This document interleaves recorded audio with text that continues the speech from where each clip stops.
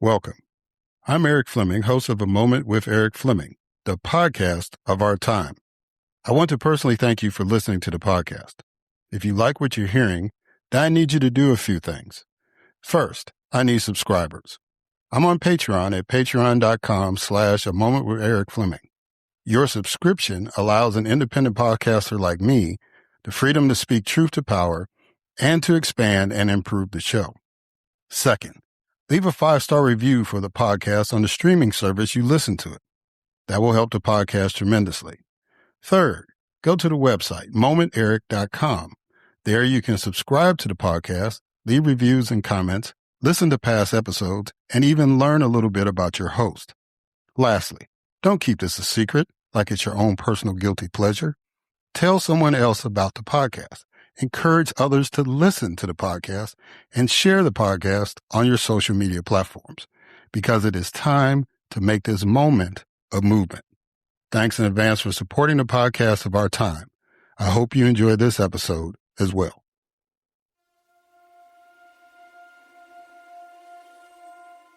The following program is hosted by the NVG Podcast Network.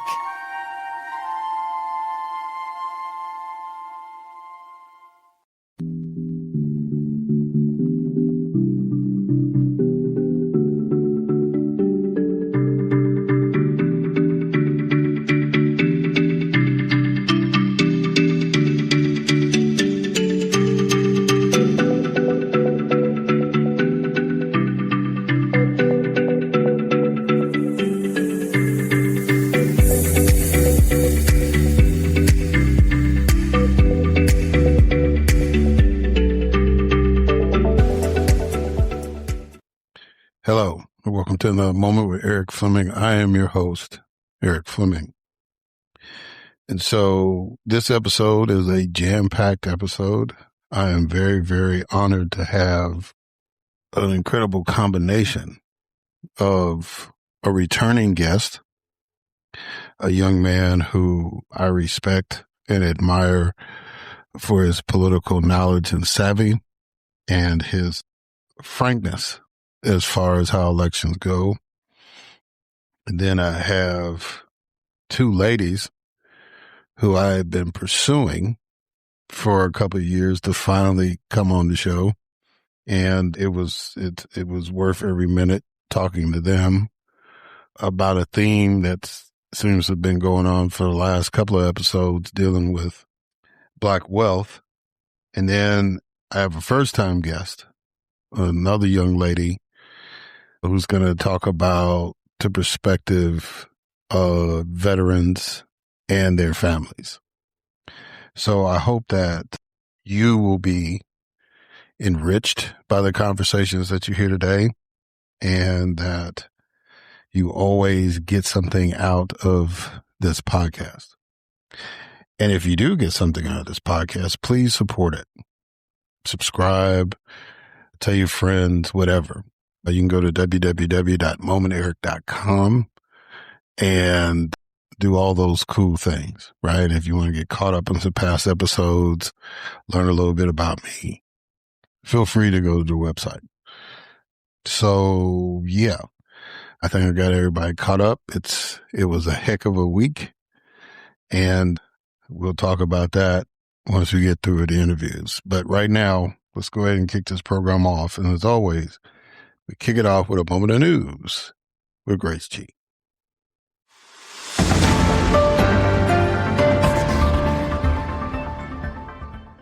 Thanks, Erik. President Trump dismissed Homeland Security Secretary Kristi Noem following multiple controversies and nominated Senator Mark Wayne Mullen as her successor. Following a massive joint U.S.-Israeli operation that killed Supreme Leader Ali Khamenei and several top military officials, Iran launched retaliatory missile strikes across the region, while the U.S. confirmed it has struck over 1,000 targets and sustained 6 troop fatalities. Congressional Republicans voted to block bipartisan resolutions that aim to halt President Trump's military operations against Iran. John Cornyn and Ken Paxton advanced to a Texas Republican Senate runoff, while James Tallarico secured the Democratic Senate nomination over Jasmine Crockett. Democrat Roy Cooper and Republican Michael Whatley won North Carolina's Senate primaries, while Congresswoman Valerie Foushee survived a tight primary challenge from Nida Alam. A mass shooting at a bar in Austin, Texas left 3 people dead and 14 others injured before the unidentified suspect was killed in a shootout with police. The U.S. Justice Department has expanded its criminal case to 39 defendants, charging them with conspiracy and obstructing religious worship during a takeover-style anti-ICE protest at a St. Paul church. Hennepin County Attorney Mary Moriarty has launched an investigation into potential criminal acts by federal agents during a recent immigration crackdown that resulted in the deaths of Renee Good and Alex Preddy. A federal judge issued a preliminary injunction to block a Trump administration initiative aimed at arresting and detaining 5,600 refugees in Minnesota who had not yet obtained their green cards.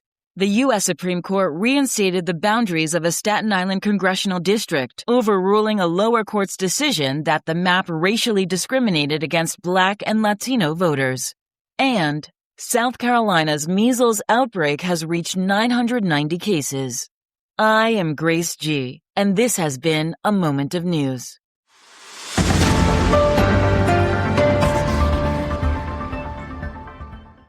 All right. Thank you, Grace, for that moment of news.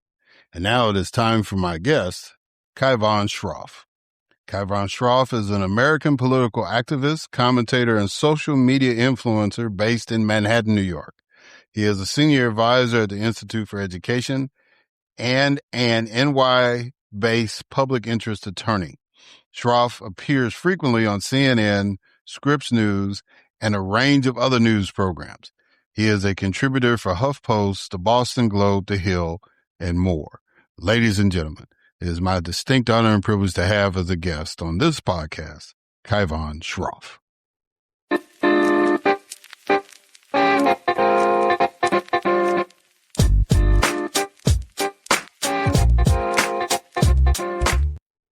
All right. Kaivan Shroff, how you doing? Good. Great to join. It's been too long. Yeah, it's been a moment, but I wanted to make sure I applied my rule that once you've been on, you got an open invitation to come back. And you know, and like I said earlier when we were getting set up, you've gone big time since the last time I talked to you, man. So I'm really proud. It's like I'm seeing you on everything, everywhere, and spreading the good news about Democrats and sometimes some of the bad news. But at least you're out there. So I agree. No shortage of news, that we can say. Yeah, and I'm also honored that you took the time out to come on here. So let's go ahead and get this thing started. First thing I want you to do is respond to a quote. And here's the quote. Right now, Democrats are struggling with a question that they rarely confront directly: how to balance moral clarity with electoral reality. Yeah, I think, is that a quote I wrote, by the way? I'm just curious. I just wrote, yeah, okay. I was like, it sounds like a couple days ago I had that piece on Hillary Clinton and how she came back really into the scene because of some of this Epstein stuff. But also we've been seeing her raise her profile generally around this, talking about foreign affairs, talking about migration, saying certain things that you wouldn't hear, an ambitious Democrat say today because they're worried about alienating parts of the base. But the reality is we know that voters don't trust Democrats on issues like immigration. So we do need somebody that's able to, like I said, balance the vision of the most pure moral outcomes that we can come up with, which I think a lot of people really are motivated by, with what can actually get done in the moment without, of course, sacrificing our democracy, which I think is really on the table in these recent elections and the upcoming ones. So I think that's really key. And what makes me scared, honestly, talking about the state of the Democratic Party, is it does seem that there is no leadership, among the figures with the largest voices, right? Like Gavin Newsom or, pick a different 2028 contender, not to pick on him.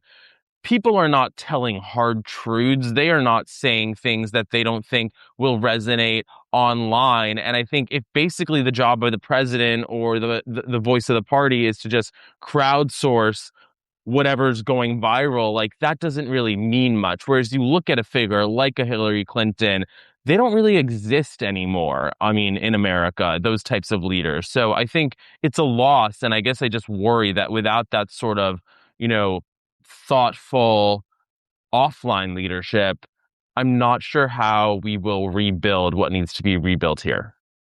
Okay. And I'm gonna put a pin on that because I want to get back to that later on. But something I've added since the last time you've been on is this feature called 20 questions.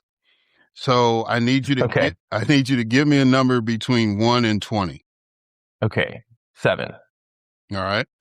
What do you consider the best way to stay informed about politics, current events, health, etc.?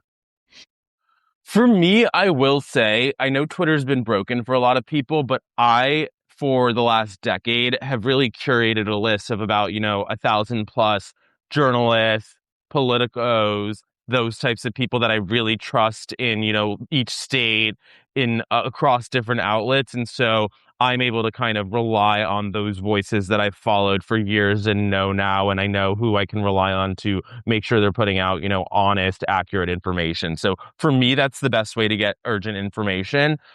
But I do think that for my friends and stuff, I know most of it is also on social media, but on different platforms like Instagram, like TikTok. And there, I will say I often get information, but it's information that I then make sure that I'm double checking and fact checking myself. So I might see it first on Instagram or somewhere like TikTok, but then I'm immediately Googling it myself. So there's a little difference there. Yeah. All right. So I guess the most immediate thing that's going on right now is the war on Iran. Mm-hmm.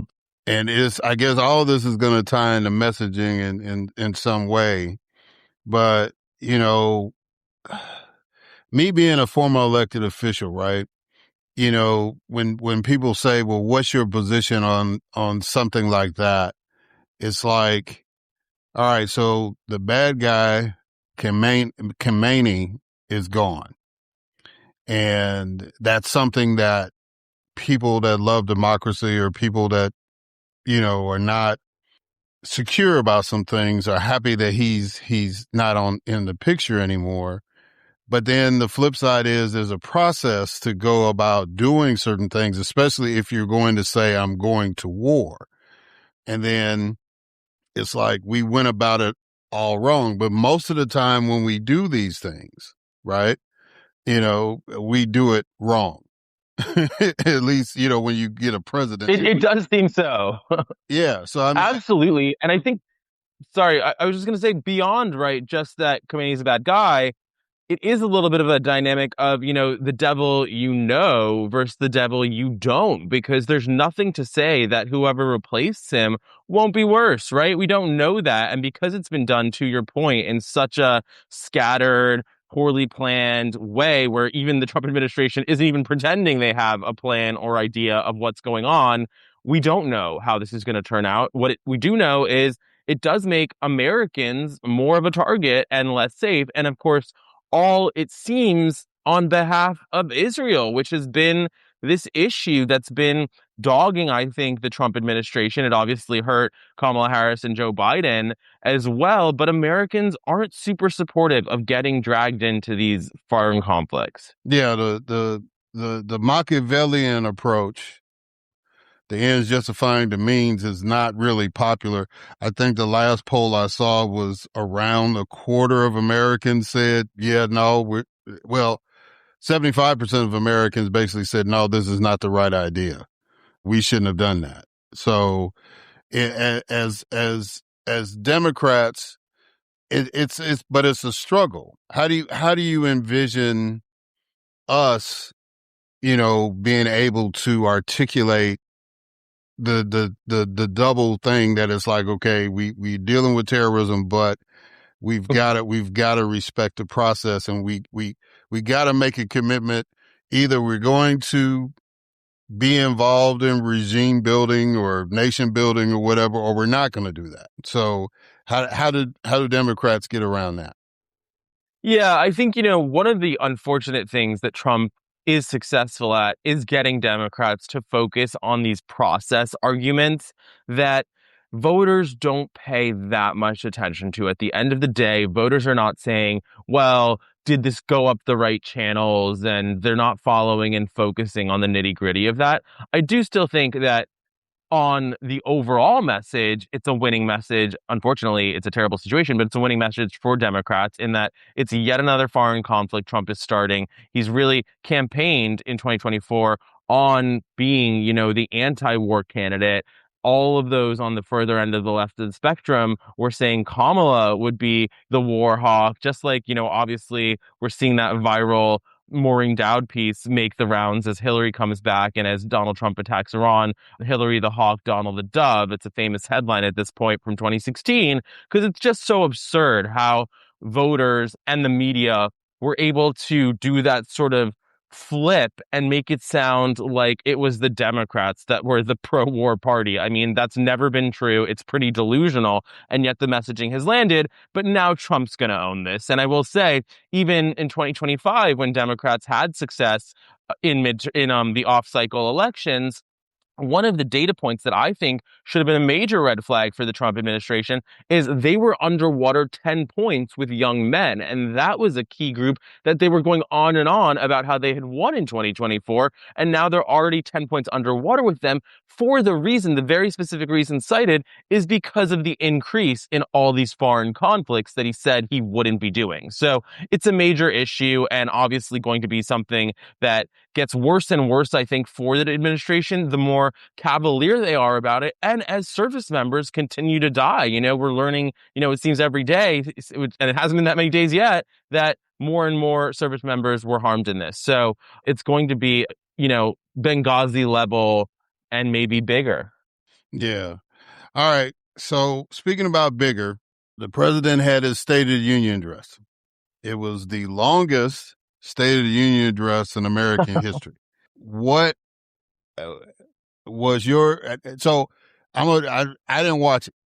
I did not watch it. Congratulations. Yeah, but I when I was in the legislature, there were I had a Republican governor out of the 9 years, maybe 5. And I know that there's a couple of state addresses that I didn't attend because they were doing something crazy at the time. So, one, should the Democrats have all left? That's the biggest issue. It's like in Monday morning, because I remember the previous one, they had the little paddles, and that didn't go over well with the paddles. So then the thing was, Keem Jeffries said, well, either you should come or you should and be quiet, or you should not attend. And so a number of members did not, and they had their own State of the Union rallies or whatever. But then the ones that were there, like Al Green and Ilhan Omar, had something to say. So how would you have advised the Democrats to handle that? Well, it's sort of a classic prisoner's dilemma dynamic, I think, where basically, and I think this is what Hakeem Jeffries had in mind, if all the members that showed up were just quiet, the story would have continued to be about Trump's failed economy, about his failed immigration policy. And also there's a lot of ways to speak through the guests you're bringing, right? Epstein guests, those types of folks. That would have driven the news. And especially with a really long, rambling, boring State of the Union, Trump didn't do anything to change things in his speech. And so it would have been the default position. I think people are tired of Trump. They're not popular, the policies that he's put forward. So to let people focus on that, by the way, for one 24-hour news cycle, because nobody really cares about the State of the Union anymore. And it's very, it's a boring thing. And then we were going right into the Clinton testimony anyways, which we knew would change the story. So I think, everyone, it's kind of a benefit if Democrats can look like the quote unquote adults in the room. But that prisoner's dilemma is that everyone also has the individual incentive to cheat and get more press for themselves and get more attention. And, with respect to Al Green, right? He's facing a couple days ago, he was facing a major primary challenge, which, it's close. So when you have those opportunities, you take them when you need that sort of political moment to happen for you. But I do think, obviously, that's much more of an individual strategy than what's best for the Democratic caucus. Yeah. Because then you can give all this fodder to these right-wing, media outlets of running with that little story instead of having to contend with the fact that Trump rambled on for the longest period ever and, didn't really offer a vision for the economy, all of that. So that's, unfortunate, I think.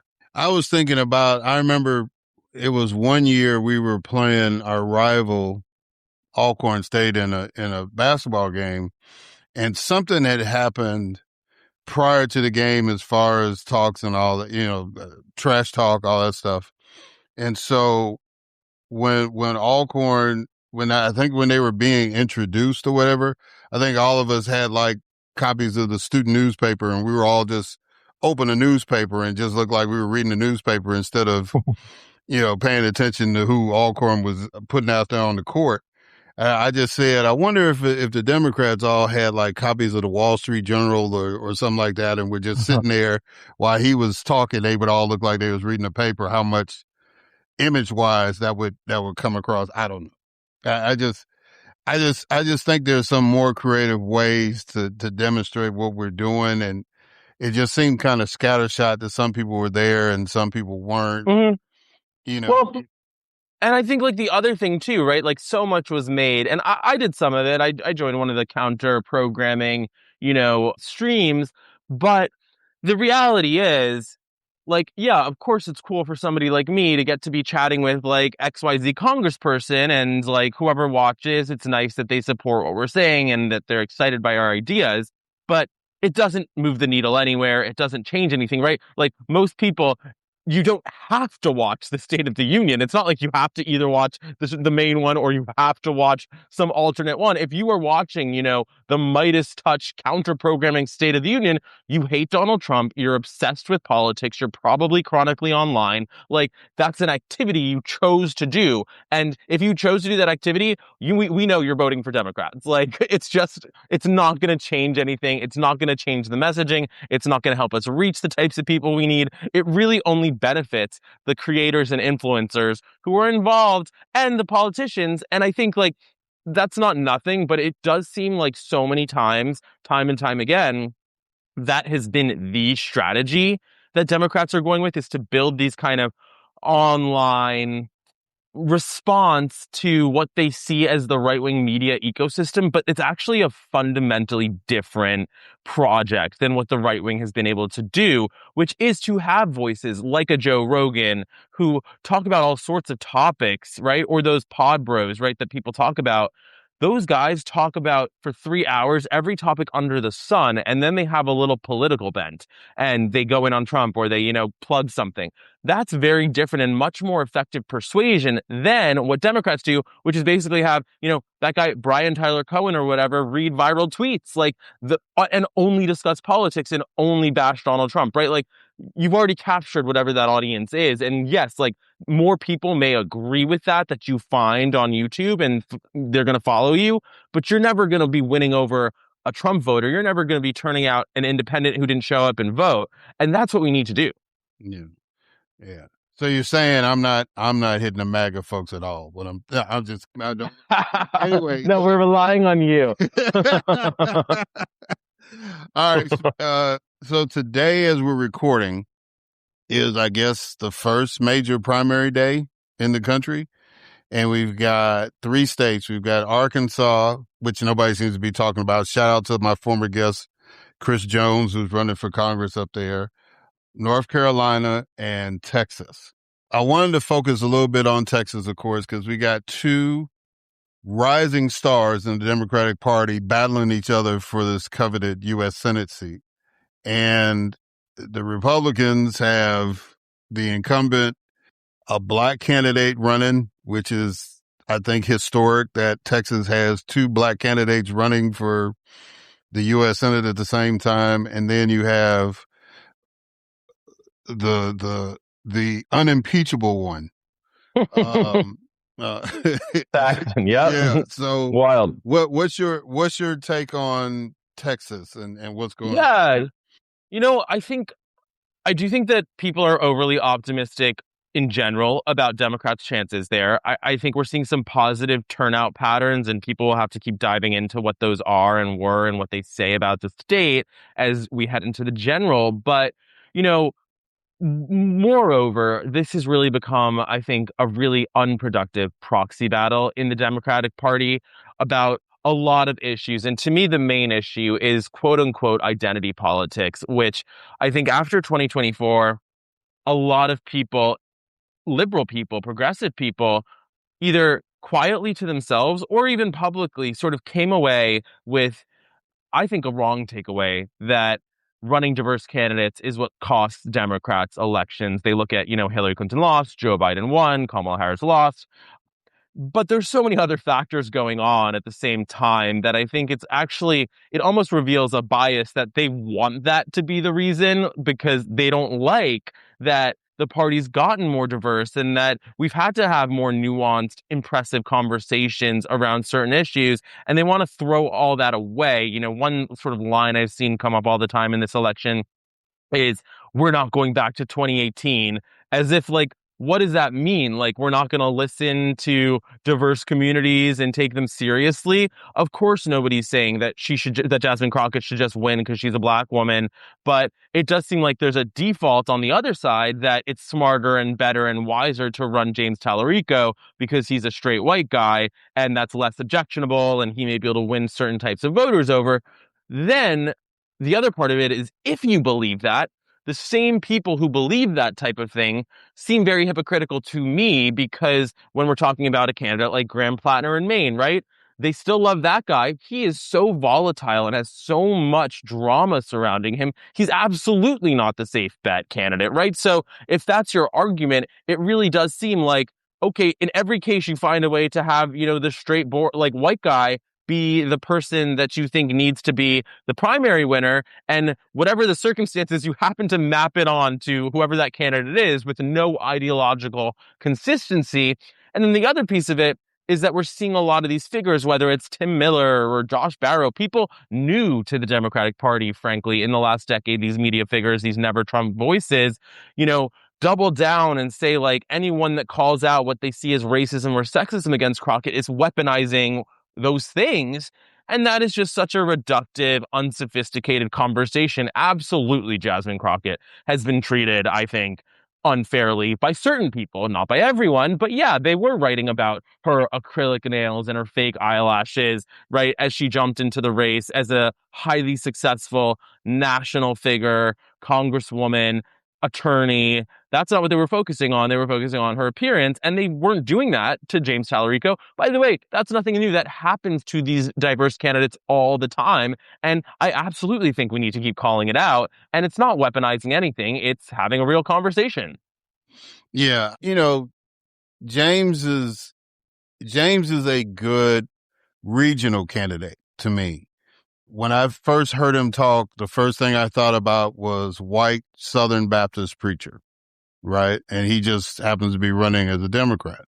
And that plays well in Texas. That'll play well in Mississippi. That'll play well in Georgia, Alabama, Louisiana, Arkansas. But, when you run in for the U.S. Senate, even though you're running in a particular state, that's a national position.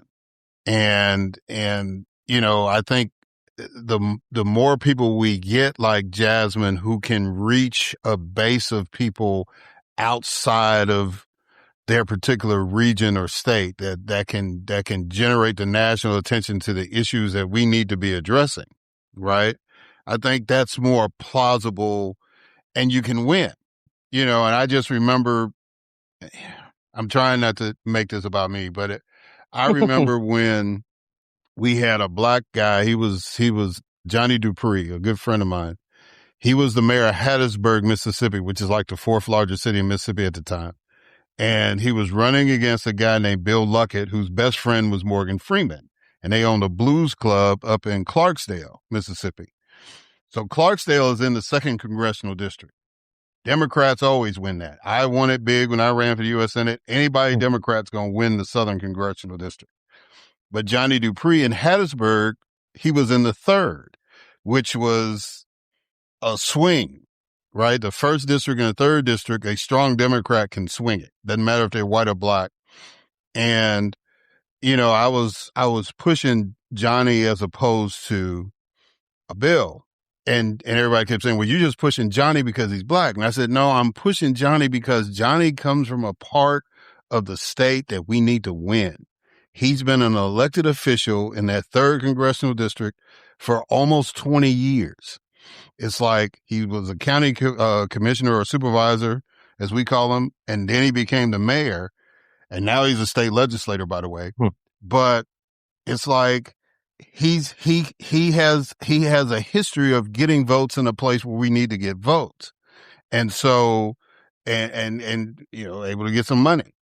So, and then Johnny ended up winning the primary, right? And he got beat but it's Mississippi still. But nonetheless, the argument that has to be made for candidates like Jasmine Crockett is don't get hung up on the race, get hung up on the strategy. Do we need those votes in Harris County and Dallas County? Where is she the strongest at? And if historically we haven't been getting the votes, or she can tap into votes that we haven't been able to get in other parts of the state, why not support her as opposed to Tallarico, or vice versa, right? I don't have anything against you. Yeah. You know what I'm saying? I think that does make sense. At the same time, I think both candidates were running on this idea that they could turn out a different type of voter.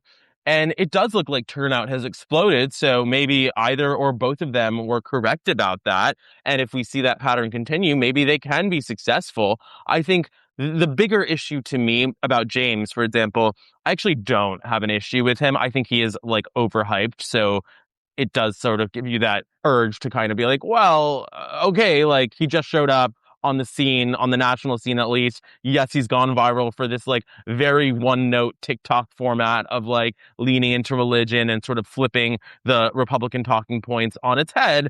That doesn't, to me, merit a Senate seat, and it doesn't demonstrate that you have the experience or leadership to do anything of value. It doesn't mean you don't either. What I don't like about his campaign is I do think that they have been a little dirty, honestly, the way that they have been engaging with creators. There's been a lot of infighting, a lot of really nastiness and bullying online, and especially over issues of race and gender and attacking Jasmine Crockett. And while his team, continues to say, oh, James is only going to run a positive campaign, they have their super PACs and their attack dogs, people like, Keith Edwards, these other big YouTubers that clearly have a relationship with the campaign, that the campaign even privately texted folks saying they were going to reach out to try to get them to stop being so aggressive. And they never did that outreach. So it's sort of like throwing the rock and hiding the hand. And I don't, because I don't know that much about him and we don't know his record, to me, that's a major red flag. Just come out and be a big boy and have a real, rough primary. It is a rough primary. Be honest about it. So I didn't like that. So who do you think is going to pull it? Do you think it's going to be Jasmine, or you think it's going to be Tallarico?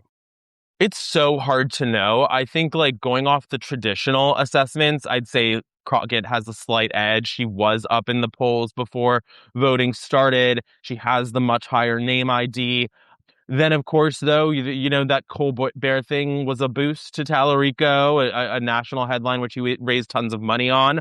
And it's very hard to get a sense. I think this is the other thing, too, with Democrats failing to build a diverse and agile new media ecosystem. It really does lean, young white YouTubers is who they put all their stock in.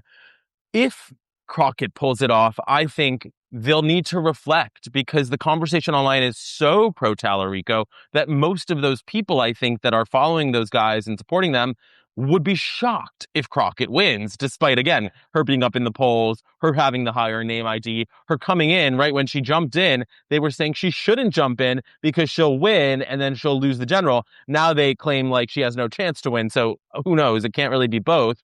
But no, I do think she has a slight edge. And either way, I think what's going to be really important is this is a little bit of a test case of how quickly can the left come back together, regardless of who wins, to try to marshal and beat, the Republican, because we're seeing this in other races, right? Like that Maine race is also pretty divisive and controversial. And this won't be the only primary where people have a lot of feelings about it. So I do think we need to have more open and honest conversations about these things, not in a way that's like canceling everyone who disagrees or, all the vitriol, but real acknowledgement that there are these disagreements with voters and certain groups do feel ignored and do feel like, because what is it to say if at the end of the day, it is really true that only white men can win in a certain region?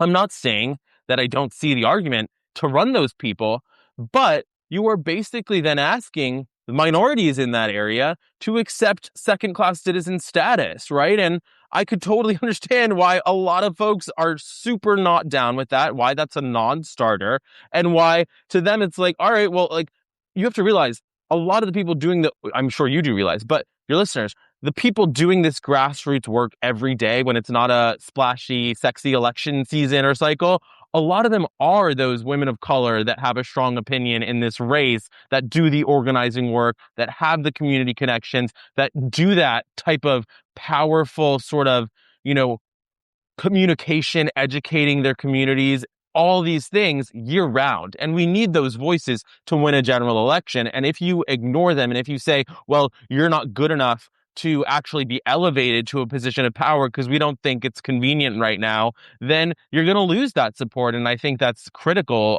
That's been the backbone of the Democratic Party across the country for a long time. So last question about Texas. Do you think that the winner of the primary today will have an advantage considering that Congressman Hunt is going to pull enough votes to force a runoff between Paxton and Cronin? Yeah, I mean, I think it'll be a slight advantage. The reality is these two have like gone in the gutter beyond, and anyone following it closely like knows that. People in the midterms tend to, I think, actually really make their opinions before elections start. It's not really like a presidential election year where like every news cycle is kind of driving opinion. And actually, I know one person, a researcher, suggests that even it's the end of the last year, right, during the holiday season, when prices are high, when you're traveling home, when you're talking to families, that people do kind of sort of figure out who they support and who they don't support in terms of the direction of the country. So I'm not sure it'll cause too much change. I'm sure it'll provide a lot of fodder for, the pundit class. But beyond that, I don't know that it's going to be, again, the sort of gift that Democrats are hoping for. Yeah, I got you. I don't know. It's like my sports experience has always been like, I want to know who I'm going up against. You know what I'm saying? Before, Yeah. and and have more time to study the film and realize what their tendencies are, and all that, and the runoff kind of delays that a little bit, but. From a fundraising vantage point, to get the money that you need unencumbered, I don't know. And I've seen. No, I think that's a brilliant point you just made, right? That I don't see a lot of people making. It cuts both ways because then whoever wins the primary doesn't know who they're running against, doesn't really have an opponent to focus on, probably has two people attacking them. So absolutely, that makes a lot of sense. Yeah. All right. So midterm elections. Let me ask you, I asked somebody else this question. So is this going to be a blue wave, a blue tsunami, or is it going to be like business as usual? What does it look like? I think we could see some major wins for Democrats. I do think we could see that in the short term, right? We could win midterms by a lot, but I think the reality is that is just like step one in stopping what's happening in this country. What really matters is 2028, I will say. And I think that is our chance to really turn back the clock a little bit.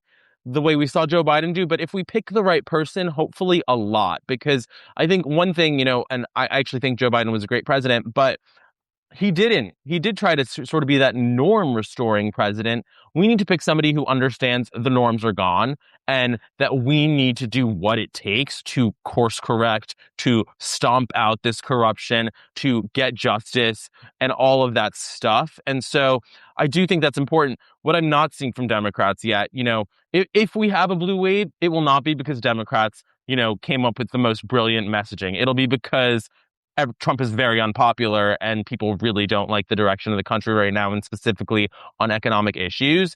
And so that's not enough to carry us for the next presidential election cycle. So I think people really need to think about that too. But I'm optimistic that we have big wins in this November. So is the end result the House and the Senate both flip? Or is it just... I mean, I think the Senate would be amazing. I'm not sure I see that clearly yet. We'll have to, I think, have a little bit more information on how things are shaping up. For example, Maine, right? There's a lot of polling all over the place. Some shows that Guy Graham-Plattner way ahead of Susan Collins. Some show him losing to Susan Collins. Whereas you have the current governor running as a candidate. She's already won this state, but the polling hasn't necessarily been in her favor, Janet Mills. So we need a little more information. And I do think that one of the things people don't understand is when you elevate a Graham Plattner, when you elevate a James Tallarico, when you pick somebody who just went viral and suddenly won over a major amount of support, you really don't know anything about them. So it can blow up in your face. And by the way, right, I mean, a lot of these people haven't even faced the GOP opposition, research and all of that stuff. So they haven't even really been properly campaigned against, as divisive as these Democratic primaries are. Imagine, right, when Republicans are running ads about all the Nazi stuff that this guy has engaged with or didn't know about, right? You could see immediately just a couple $1 million in ads. Maybe he drops 10 points. We don't know. So I think we have to kind of go in with that mindset, and certainly nobody should take anything for granted. Yeah, I noticed you and this Plattner fellow. Well, I don't think you've engaged him directly, but you've had some major concerns about that. And then, because there's some races where I've seen some people on MS Now, and other channels that are running, but then it's like, okay, I see them on TV, but they're not polling. They're like in third or fourth place in the polling. And so, I'm just trying to figure out how all that is going to vet out. But I think you bring up a good point about the opposition research, because one of the things I learned early in politics, that the first thing you need to do in opposition research is hire somebody to study you. Yeah, exactly. And then you have a file on you, so that way you know what's going to be coming at you, in the election, especially in the general. So, this guy is unconventional, and he seemed to be like the darling of the media when he first got out there. Mm-hmm. But now it's like all this stuff is coming out, and then you're running. At that time, the governor wasn't running, and she had her one viral moment when she told the president, "I'll see you in court," and then the next couple of weeks she was running for the U.S. Senate. So I think we're in this reality, though, Kaivan, where being viral gives you the political availability to run for stuff. Do you? And you're of the generation which is more influenced by that. I do. I agree with you. I've written about this for The Bulwark a couple months ago when we had a few different influencers running for office. Isaiah Martin in Texas, millions of impressions, raised, I think, record amounts in that race, got like 3 or 4% of the vote. But when you have that national attention and media support, it seems like you're winning. And then same, right? Deja Fox ran in Arizona. She lost by 40 points. And yet she was getting those like NY Mag cover spreads and all that glossy magazine coverage, making, again, millions of impressions on TikTok that would make you think she was a real contender.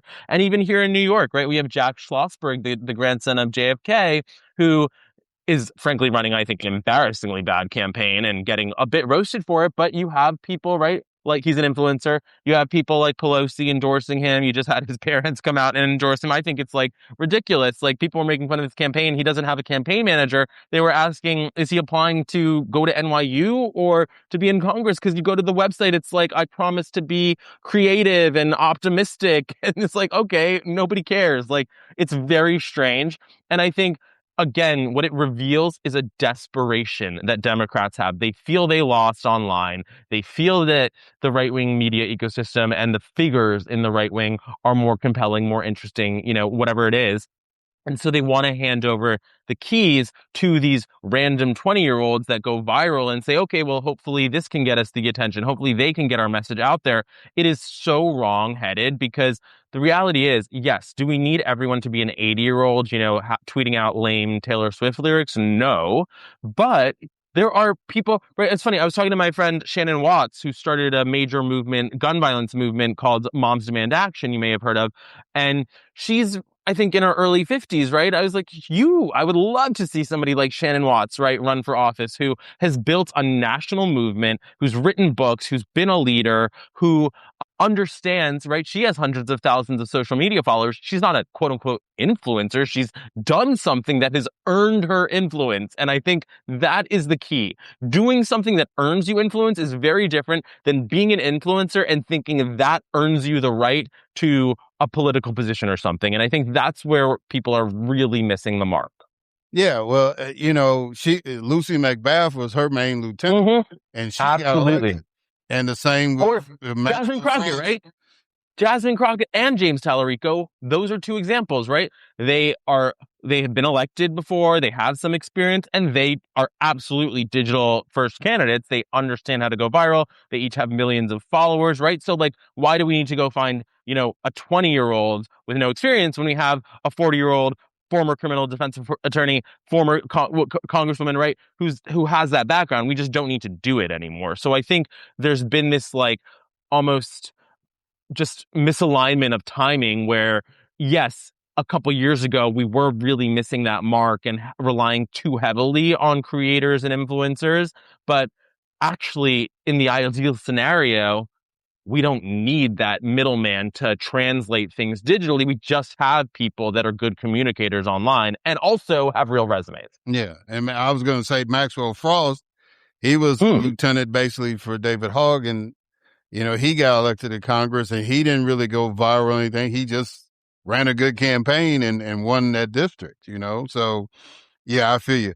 So let's get into the messaging thing as we get ready to close this out.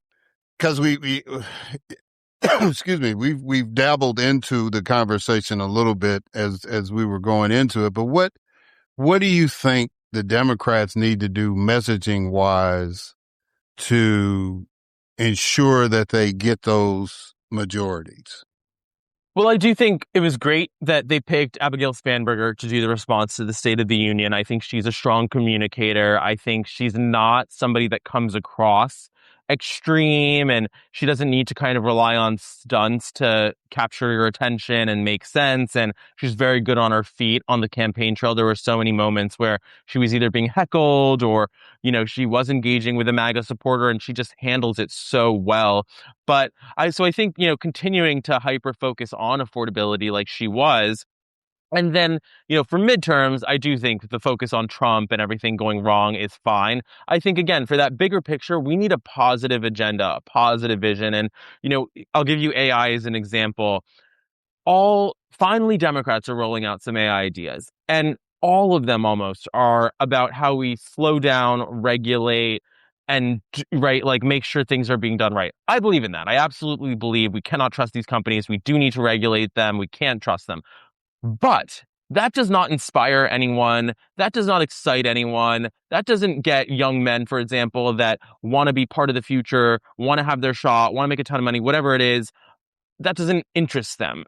You need to also explain to people how they're going to benefit and be part of the AI revolution, right? I mean, it's coming. We're not going to stop it at this point. So how can we make sure that all Americans benefit from that system, right? We've already been through this several times. There's been so many sort of explosions in the last 2 centuries of innovation, right? Just most recently, right, with the online, with the internet, period, right? So we know how sort of inequity can come out of that, and we also know what we could have done to stop it and to make sure that workers and folks were more built in to be part of this system and benefit from it. So what are those policies? And like some, have thrown out things like an AI dividend. Like maybe it's just like we take some of the glut from these huge companies that are really, hurting our climate and doing all these things, and just a starting point, make sure they pay their fair share.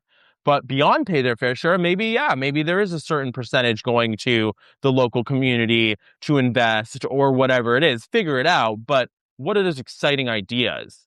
I haven't seen them. So I think we need to come up with actual policies like that. And they don't need to be so specific and that they bore people, frankly, and they get picked apart by the wonks. It just needs to be a vision, a direction.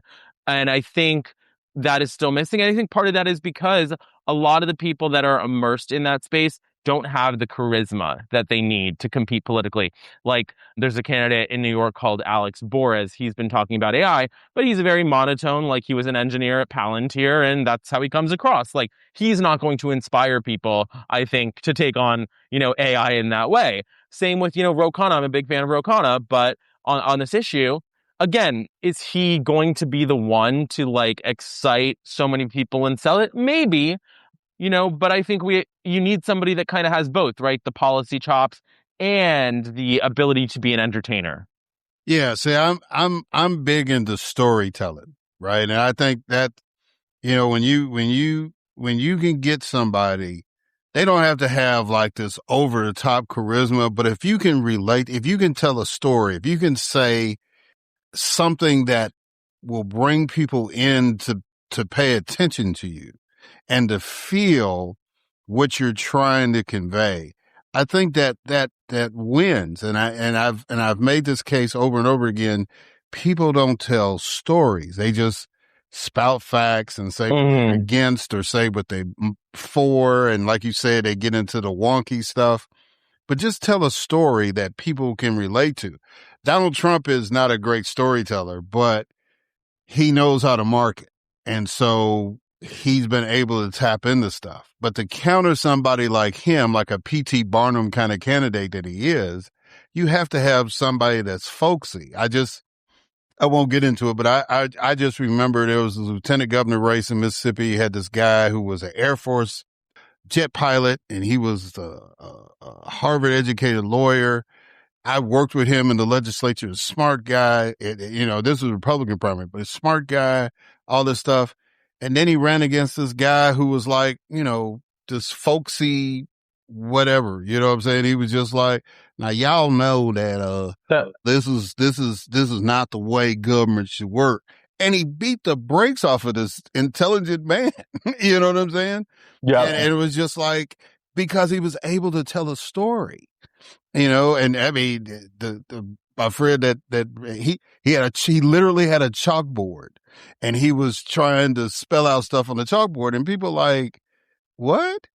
You know what I'm saying? So it's like, that to me is the key. It's like all those points you mentioned, but you got to be able to tell a story. That's just me. All right. Last question. Finish this sentence. I have hope because. I have hope because I do think that we are now seeing that generation of the deep bench that for decades Democrats have been talking about come to fruition. And, as much as that Texas primary has been divisive, I think it highlights the range of candidates that we do have, right? These quality, digital, good communicator candidates. And we're seeing that with interesting folks across the country. And I do think that, headed into 2028, we actually have some really interesting, strong people. And I'll caveat it. I'm hopeful that we can have, an actually interesting primary for 2028 with an exchange of ideas that touches on some of the things that we talked about, and not sort of have what we had in 2020, which was really just like, all these kind of random people running for attention, not punching through, 20 plus folks. I don't think we'll necessarily see that repeat. And so I'm excited to see people come with their energy and excitement. Well, Kaivan Shroff, I have hope because of people like you. I think, it's good that, to see younger people be engaged and be articulate and are willing to go out there and not only be a cheerleader, but to be critical and to make us think about what we need to be doing, what we should be doing. It's very grateful to you. If people want to reach out to you, how can they do that? Yes, so I'm Kaivan Shroff on all social media platforms, just spelt like my name, and would love to see you there. All right, sir. Well, again, thank you for coming on. I greatly appreciate your opinions on things, and I look forward to seeing your battles on X and all these other platforms. Thank you so much, man. Have a good one. All right, guys. We're going to catch y'all on the other side.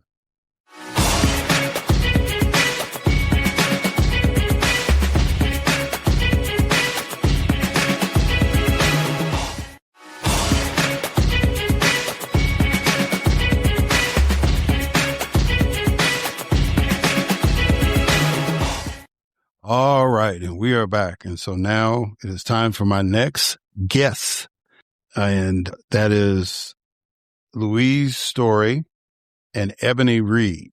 I'm going to take a little time before I go into their bios to pat myself on the back because this was an interview I've been pursuing for almost 2 years. I had the privilege of meeting these women at a seminar they held in Atlanta, and a lot of the book that we're going to talk about in the interview was based on interviews they did in Atlanta. So it was really, really cool to watch their presentation and to get a copy of the book and be able to read it. And I am really, really happy that they came on the podcast. Now, Louise Story is a prize-winning investigative journalist who spent more than 15 years at the New York Times and the Wall Street Journal, where she was the top masthead editor running coverage strategy. Her work investigating corruption led to the largest kleptocracy forfeiture in U.S. history, a scandal known as the 1MDB case. Her work during the 2008 financial crisis led to a multi-billion-dollar settlement in the derivative market and to Goldman Sachs' SEC settlement.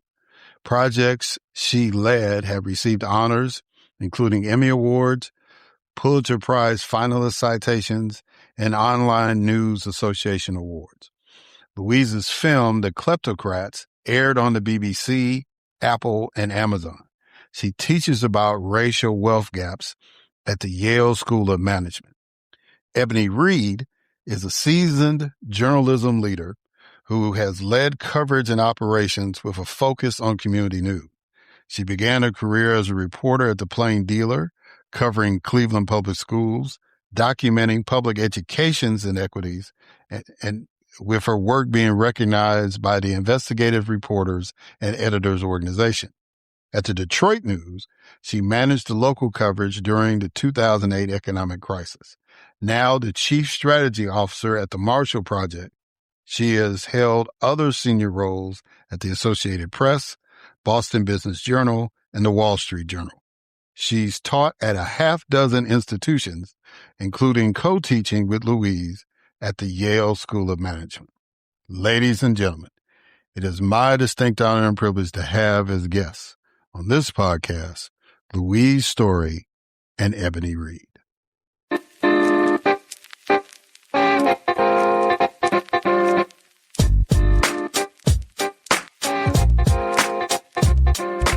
All right, Louise Story and Ebony Reed. How y'all ladies doing? Y'all doing good? We're doing great. Yep. Doing well. Well, I am so glad. I have been trying to get you on my show for the longest, and I'm finally glad we had a window where we could all do it. I'm trying to follow what y'all told me in the book. I think when y'all autograph my copy, it says, "For Erik, spread this data." So hopefully be it on a podcast will be my contribution to spreading that. But seriously, thank y'all for taking the time to do this. I know y'all been in demand and very busy, so I appreciate that. Thank you. All right, guys. Thank you. So normally how I do this is that I start off with a couple of icebreakers before we get into the meat of the interview. So my first icebreaker is I want you to respond to a quote. Politics is really about who divides the money and whether or not you get your share. What does that quote mean to you? That's a famous quote. Is that Andrew Young? That is Andrew Young. That is correct. Yeah, there you go. I got the trivia. That's great, Louise. Andrew Young, as you know, he and his family are a main through line in our book. We shadow 7 families in the book. It really helps you follow a narrative while you're reading this kind of whole relook at American history through the lens of the Black-white wealth gap. And it is true that at the end of the day, laws, rules, customs, practices determine whether people get a cut of the pie and what size that they get. And historically in this country, and still to this day, a lot of those practices and laws and rulings have been set, more predominantly by white people and, with, a narrow and maybe even sometimes bigoted perspective on it. And it hasn't divided things up fairly. So I think that's a very wise quote. I'll turn to Ebony for her take on it. Yeah, I mean, to me, it speaks really directly right to the Black-white wealth gap. Getting your fair share and what that means and what it means to families that think of generational, what pass along, anything to other people and their family. That's what it means to me. Yeah. All right. So now my next icebreaker is what I call 20 questions. So I need y'all to collaborate and give me a number between 1 and 20. 13. We can average it, Ebony. What do you want to go for? Okay.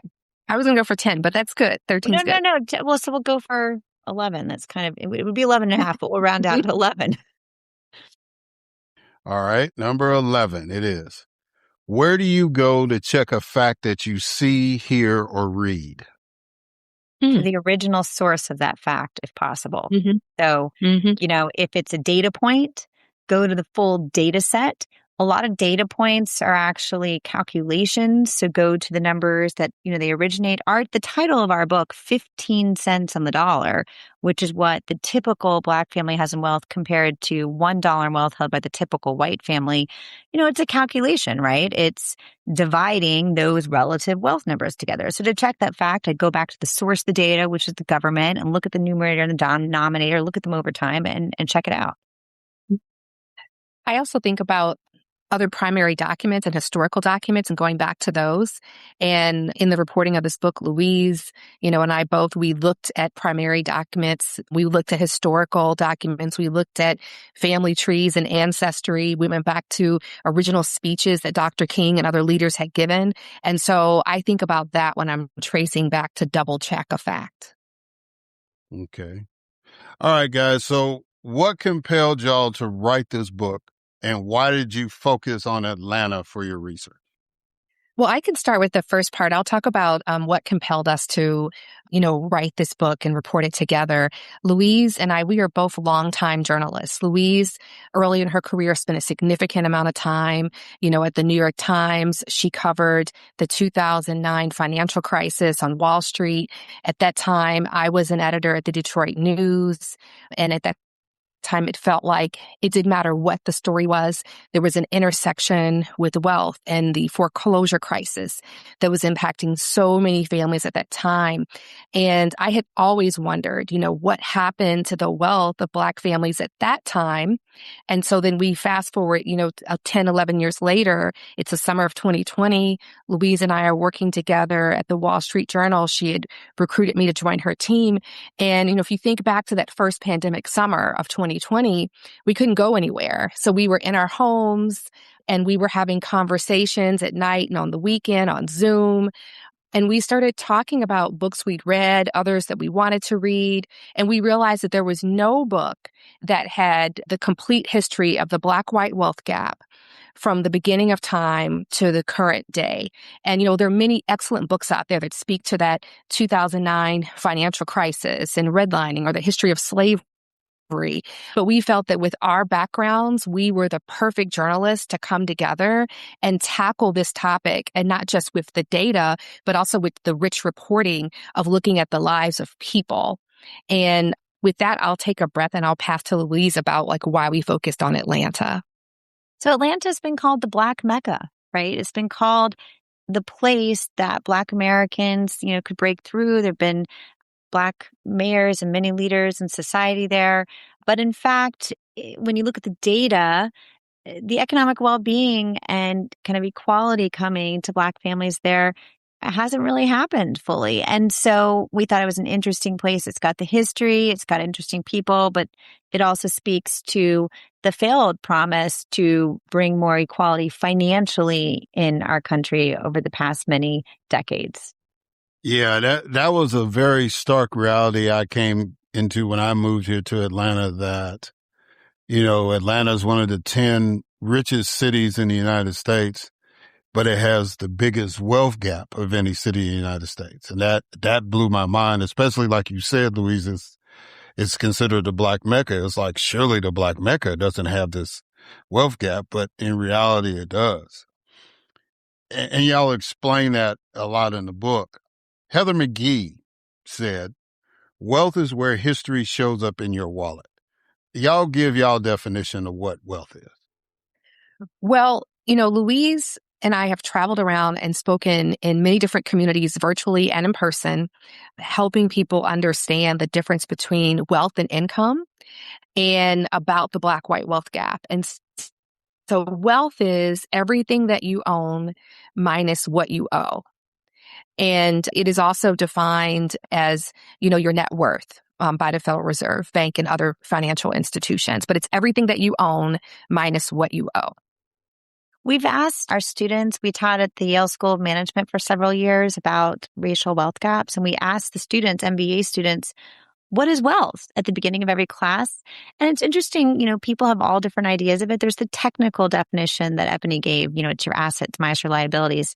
But people also think about wealth in, a philosophical way. They think about wealth as opportunities. It's the having the resources, the safety net around you to go out and become an entrepreneur, like having the startup capital, the wealth you have not just in money, but for example, in your network, knowing people who may resources you and so on. So in an even bigger picture way, wealth is truly where, equality and opportunity plays out for so many people. And that's why Ebony and I, are just so tied to this. A lot of times you talk about civil rights in the very important areas of justice and in laws and in legal things, and those matter and those contribute. But money and what the opportunities you have tied to money also affects a lot about the lives and the equality that we can have.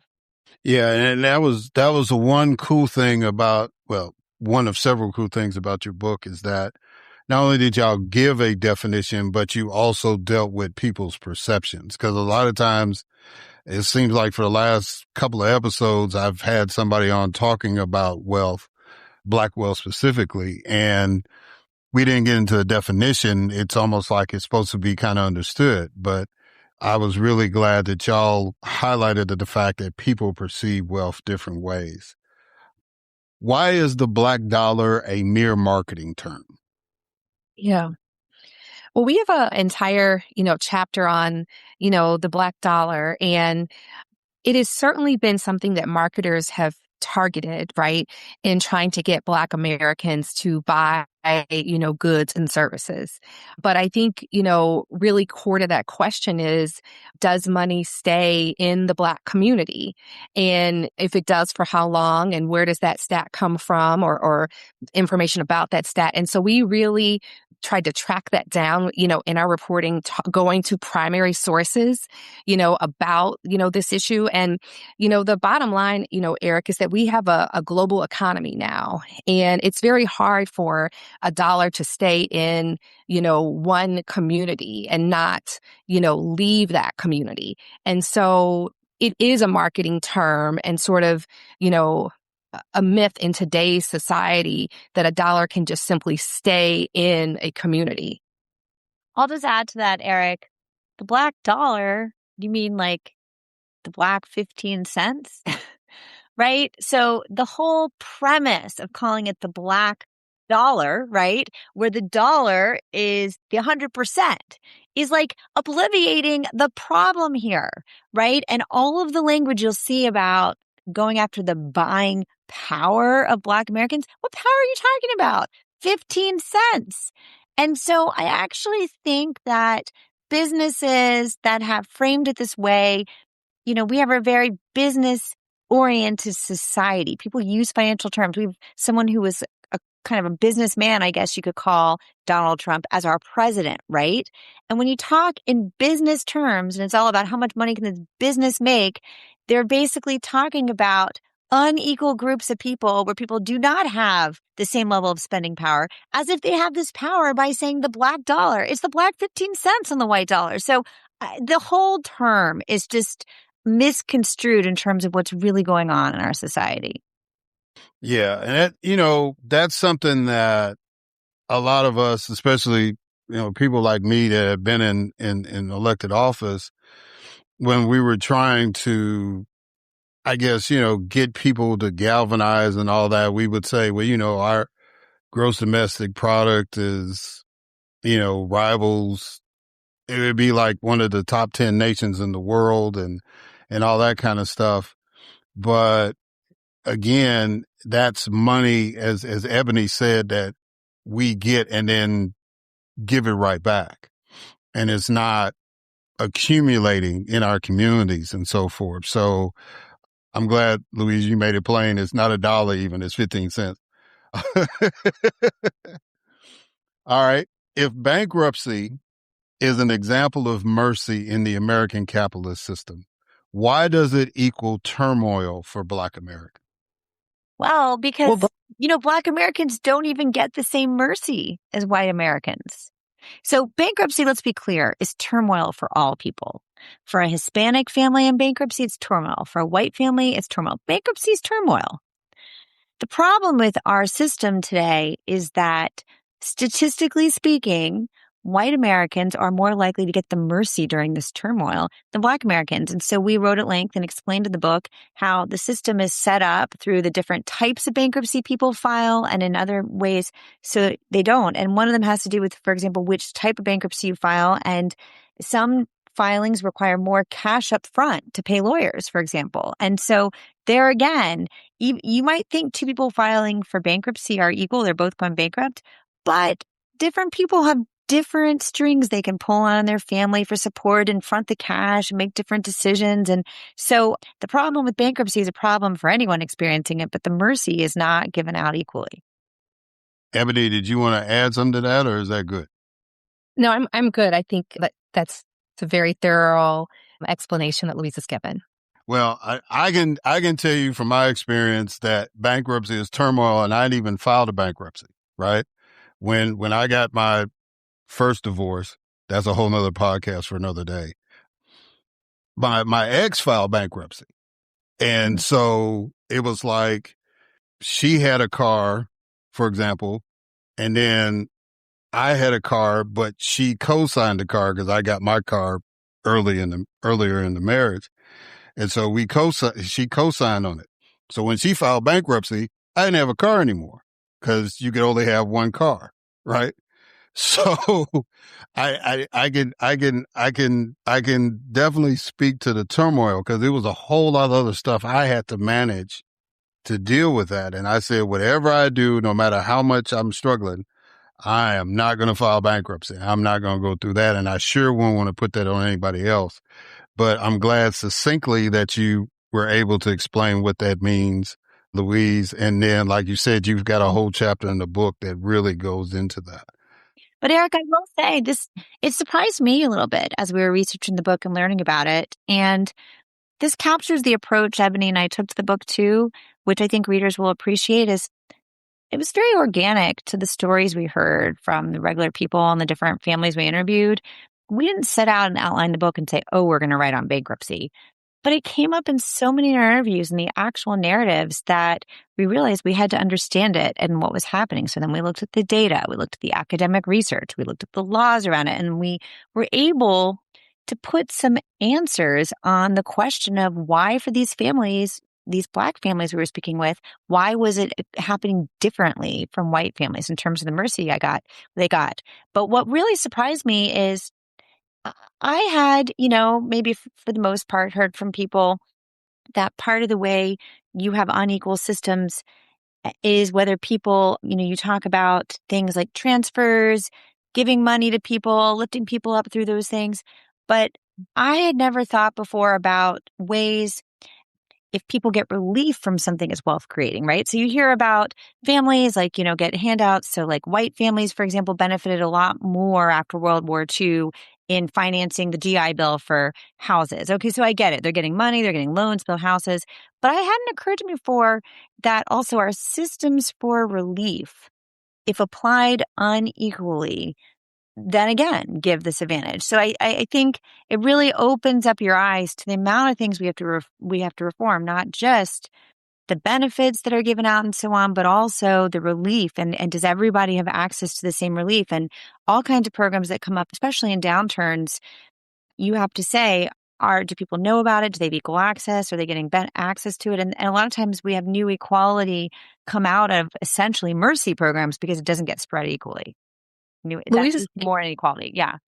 Louise is making a really good point about the mercy programs, Erik, and how they can lead to inequality. I mean, like, for example, with Social Security, when it was initially set up, Black Americans weren't eligible because they weren't in jobs that were eligible for Social Security, because many of them were in either domestic or farming jobs. And when we think about, World War II and we think about the GI Bill, which Louise just mentioned, I mean, there was a very, very small percentage of Black Americans that could use the benefit, to buy a home, which is wealth creation. And the GI Bill was set up for all GIs that had fought when they came back home to be able to buy homes, go to school, start businesses. And, I'll tell you as an aside, in the reporting for this book, I found out that, I have an unusual connection with the GI Bill. My grandfather was a veteran.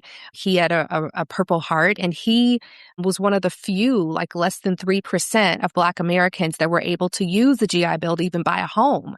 And so, sometimes when we see people in society that are, successful, we may not realize, like what their background is or how they may be unusual from other people. It really gave me a moment to reflect on how I didn't realize I had this unusual experience in my family tree compared to other Black Americans that were not able, and where the majority of Black veterans were not able to use the GI Bill for them and their families.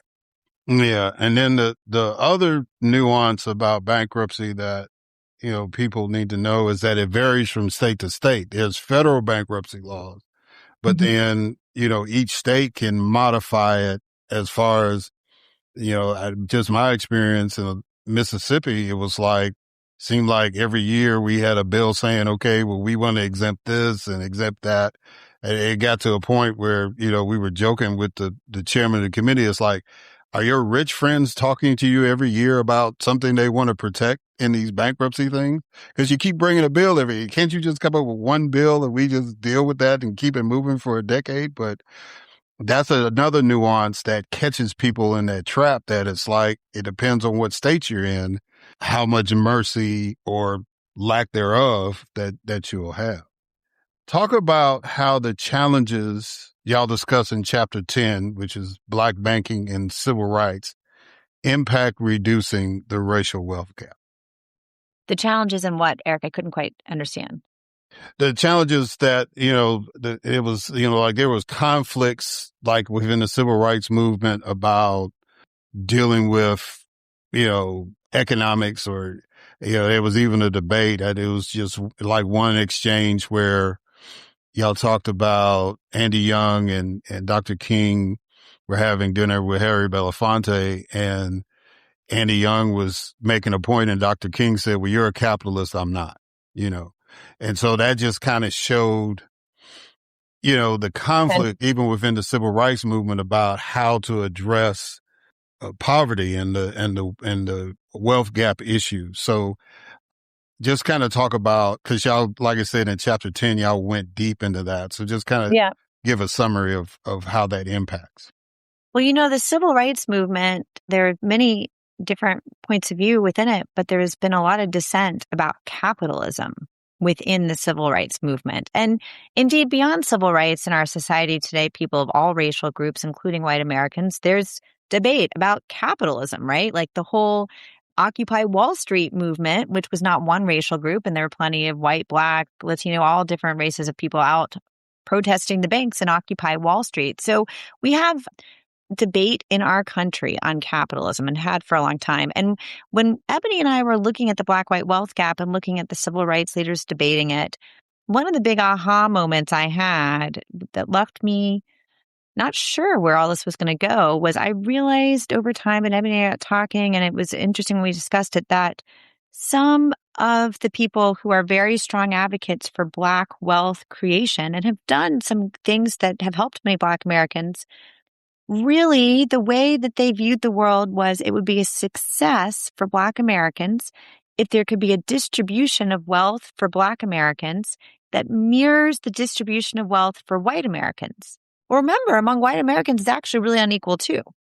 So you could actually close a Black-white wealth gap with the averages, if you compare the averages, not the medians, by making a bunch more Black billionaires.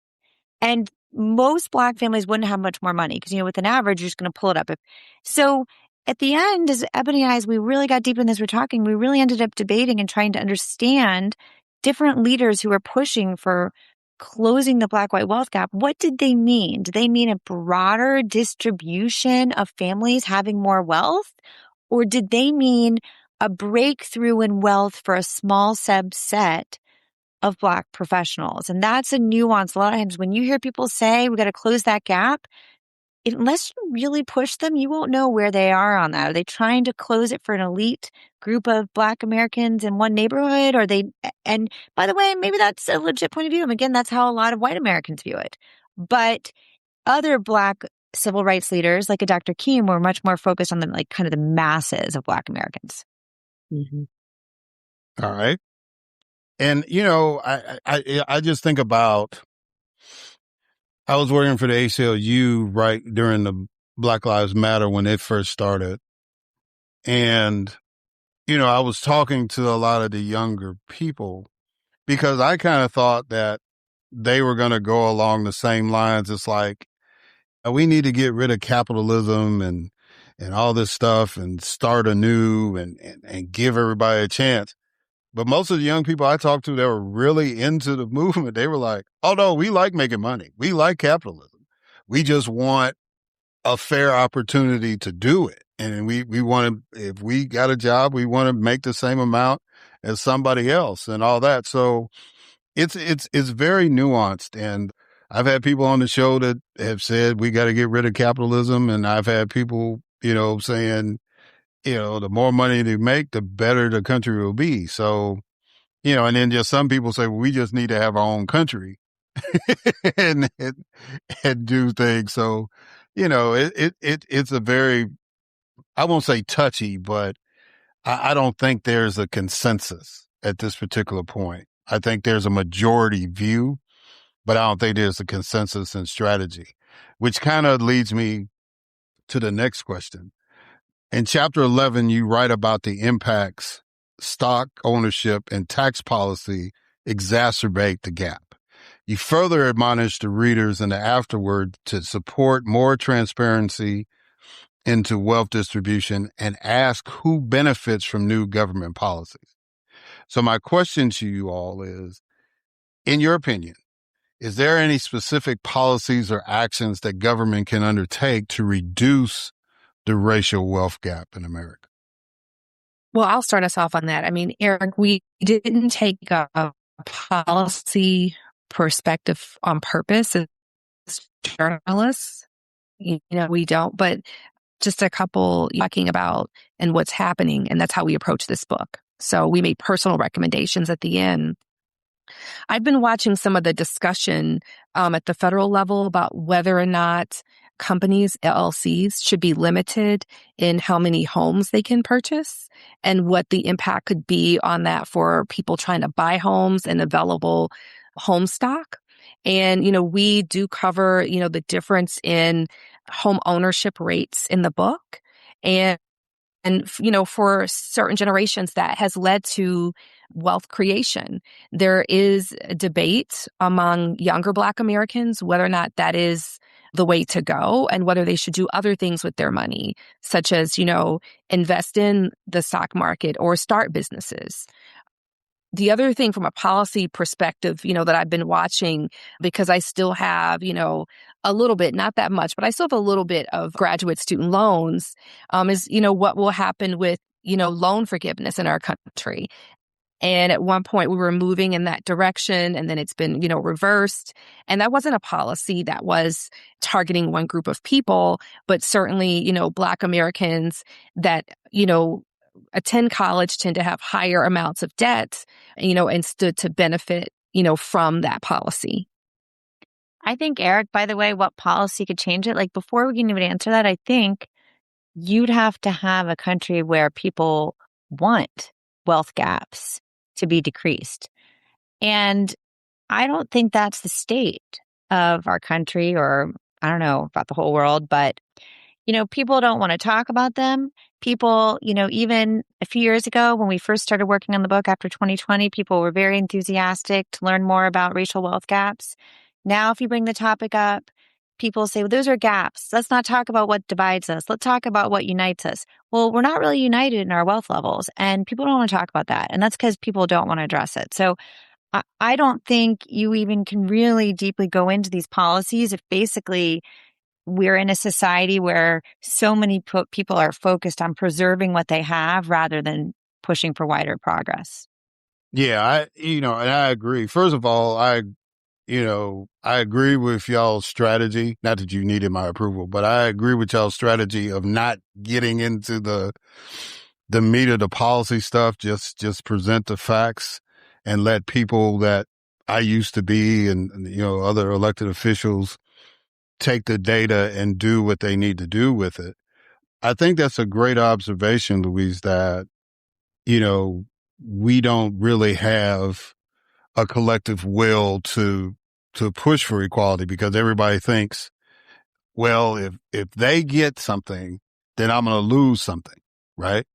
And, when you try to explain to people, there's literally 1% of the nation that controls 50% of the wealth in this country. It's like, if anybody's going to be losing, it's those folks.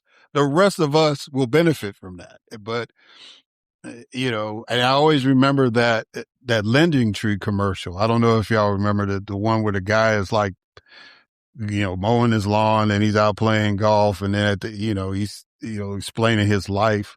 And then he turns to the camera and he says, and I'm in debt to my eyeballs. You know what I'm saying? This is the reality we live in, right? And you even address it that most Americans have a quote unquote negative net worth because they're paying a mortgage. They're paying a car note. They don't own it outright. You know what I'm saying? They're financing these things. So we count it as an asset, but is it really because you don't totally own it just yet? You're still paying on those bills. So I really like the way that y'all went about it. And then I had a privilege of attending, a workshop. That's how we met. And, just to have the panel and have experts come in and kind of expound on it and all that. I think y'all really did a great job in laying out the case that we have this problem and it needs to be solved. And we need to have, in my Star Trek language, a collective mind to solve this problem. Before I get into, asking y'all about, how people can get involved, I want y'all to finish this sentence for me. I have hope because. Well, I have hope because more and more people, through many aspects of our society are closer with each other in the US and also globally. And the approach of our book was to let you get to know some people in the book. And, you really get to know the people in the book, and they really seem like people you could just go on a trip with or sit next to at lunch, or, some people, I think anyone reading our book, no matter your politics, no matter your age, no matter your wealth or income level, you will relate to the people in our book who may or may not be similar to you in those dimensions. And so the thing that gives me the most hope is when I see people connecting with other people on a very human level. And as we see that, we can all understand the commonality on a human level. Fear of differences can be removed, and then differences that are meaningless. And then we can address the differences that are meaningful, like why is it that wealth is different? So I just get hope when I see, those kind of connections. And I'm so fortunate to have been able to work in partnership with Ebony on the book. She and I have so much in common. We're both kind of middle-aged. Sorry, Ebony, but we're middle-aged professionals, been in journalism a few decades. Both of us went to good colleges, worked at great institutions. But we have some differences. We're both black, we're black and white, so we're different races, but also we understand more deeply that our skin color, though I didn't come from a super long lineage of wealthy families, the white privilege that some of my family has had, my father is the first in his family to go to college, but had he been black, he couldn't have done what he did for various reasons, which I put in the afterword of the book. So understanding that, working together, we learned a lot. So one recommendation we give in the book is that we hope more people will find a meaningful way in their life to partner with someone who's very different, maybe a different racial group, maybe very different economic level. And not just like a little project, but like where you've got your reputation on the line and your money on the line. It's a lot of time because Ebony and I don't know, tell me if you disagree, Ebony, like I learned through reporting, but I also learned by working so hard to just have a fair partnership with you when the reality is lives are different and you have to work at fairness. Mm-hmm. I agree. Definitely. It has been a privilege to work with you too, Louise, and on this book and in the work around it. I mean, I would add to that, Erik, I have hope because through this work, I better understand the history of wealth and money in our country and my own family history. And when you start to peel back the layers and you start to like trace your family tree, and then you see, oh, this person in my family line experienced these challenges and this is how they overcame it, then it does give you a little bit of hope and a little bit of a boost where you think like, well, I can, overcome things too. And so, I hope through the stories of the people that, people will read about in the book as they encounter them and they see that they face challenges too, you see that they never gave up hope. And then you see who they're related to and you see like, well, those people didn't give up hope. That I hope it will encourage other people to be hopeful, but then to also think about who are they related to? And maybe they want to trace their family tree and go on their own family journey as well. Yeah. I was just talking to somebody else about history. It's just like the biggest treasure trove you have is your own family. And it's, just going through this American experience, doesn't matter if you're black, white, whatever. And one of my regrets is just not sitting down with a recorder with some of my older relatives and just saying, so what was that really, really like? You know what I'm saying? So I'm always appreciate people who take the time to do that. And one of the reasons why this book I think is so successful is because you told a story. And in politics, if we had more people to tell stories, then I think we would have more responsive leaders. We would elect people, the storytellers, the people that can combine and be able to express things where people can relate to it. You would start seeing consensus being built. Anyway, I'm not going to go on my political speech. I want y'all to tell the listeners how they can do like I did and show up at a workshop that y'all are conducting or buy the book or get in touch with y'all. How can people do that? They should read the book. I think they'll get a lot out of reading the book. And then at this juncture, if they want to do a workshop with us, they should email us. You can contact us through our website, which is 15cents.info. So it's just 15cents.info. And there's a contact button at the bottom, which will email us. They should get together a large group of people, ideally, probably given how life is busy, to come on to a Zoom with us. And we would be glad to answer their questions, hear their stories, and share insights if they get a big group of people together who are going to read this book and think about these important topics. And that's kind of what we're able to do right now. But we're so honored when people are reading the book and discussing this and spreading this data. Yes. And we're also both, active on social. We're on LinkedIn. People can also reach out there too and DM us as well. All right. Well, Louise Story and Ebony Reed, this was worth it. This was worth my pursuit to get y'all to come on. I greatly admire you ladies. I greatly admire the passion that you've put into it and to utilize your talents to tell the story. And I also encourage people to get the book. It's called 15 Cents on the Dollar, How Americans Made the Black-White Wealth Gap. So thank y'all for taking the time out and being on the podcast. Thank you. Thank you. All right, guys. And we're going to catch y'all on the other side.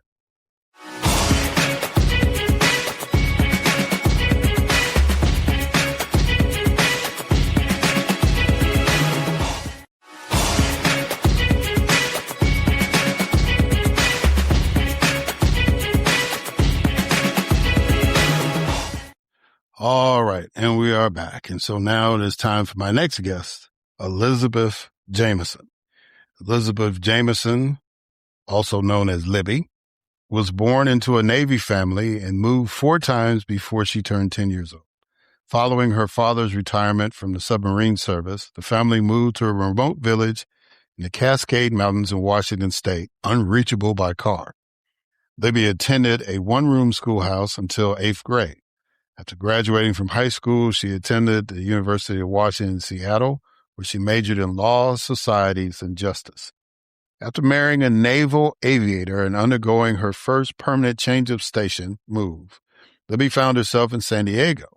She immediately enrolled in the Thomas Jefferson School of Law and graduated cum laude after serving as a law review member and fellow for the Thomas Jefferson School of Law Center for Law and Social Justice.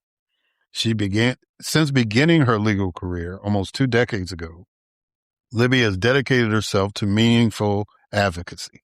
She found ways to contribute to her community no matter where the military sent her family. After several years in private practice as a family law attorney, during which she volunteered with guardianship and domestic violence legal workshops, she started with the Military Spouse JD Network, ultimately serving as president of the organization, supporting career-minded military spouses in the legal profession. MSJDN successfully advocated for licensing accommodations in over 40 jurisdictions to reduce employment barriers for military spouses, laying the foundation for the January 2023 congressional amendment to the Service Members Civil Relief Act, allowing service members and their spouses to use their professional licenses when they relocate due to military orders. Libby has served in a variety of ways, including leading the San Diego Military Spouse Economic Empowerment Zone for the U.S. Chamber of Commerce and organizing the Homefront Rising initiative to encourage military family voices in civic leadership.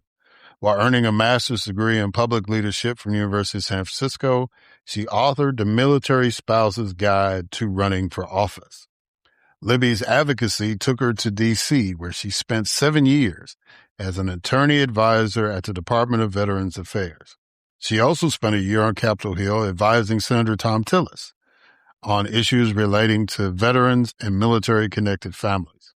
Libby then moved to the White House, serving as senior advisor to Joining Forces, Dr. Biden's initiative supporting veteran and military families, caregivers, and survivors. There, she coordinated the interagency process, obtaining over 80 commitments to veterans and military families as outlined in the September 2021 White House Strengthening America's Military Families Report. She also spearheaded the June 2023 executive order on advancing economic security for military and veteran spouses, military caregivers, and survivors, a comprehensive set of executive actions to increase the economic security of military-connected families, including nearly 20 actions aimed at enhancing career stability and expanding employment resources and support for this community.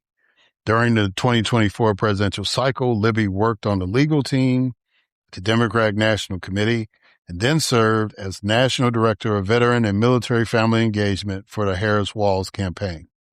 Post-campaign, she founded State of Grace Counseling to help organizations tackle the issues most important to our communities and our country through strategic partnerships, policy development, research, and more.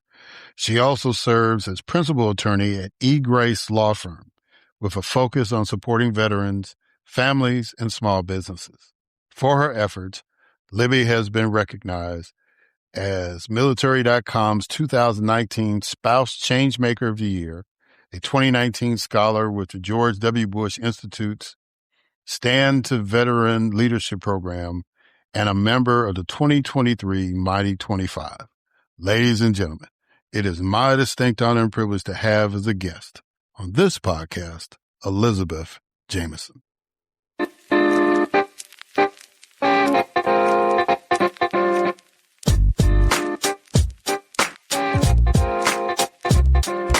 All right. Elizabeth Jamison, how you doing? Good. How are you? I'm doing good. Glad to have you on. I don't know where I saw you on television somewhere. And I said, I probably need to talk to her because there's a lot of issues I pay attention to and commit to. One of the things that I've always had a fascination with is how America treats its veterans. And I just, the history of this nation and how they used to do stuff.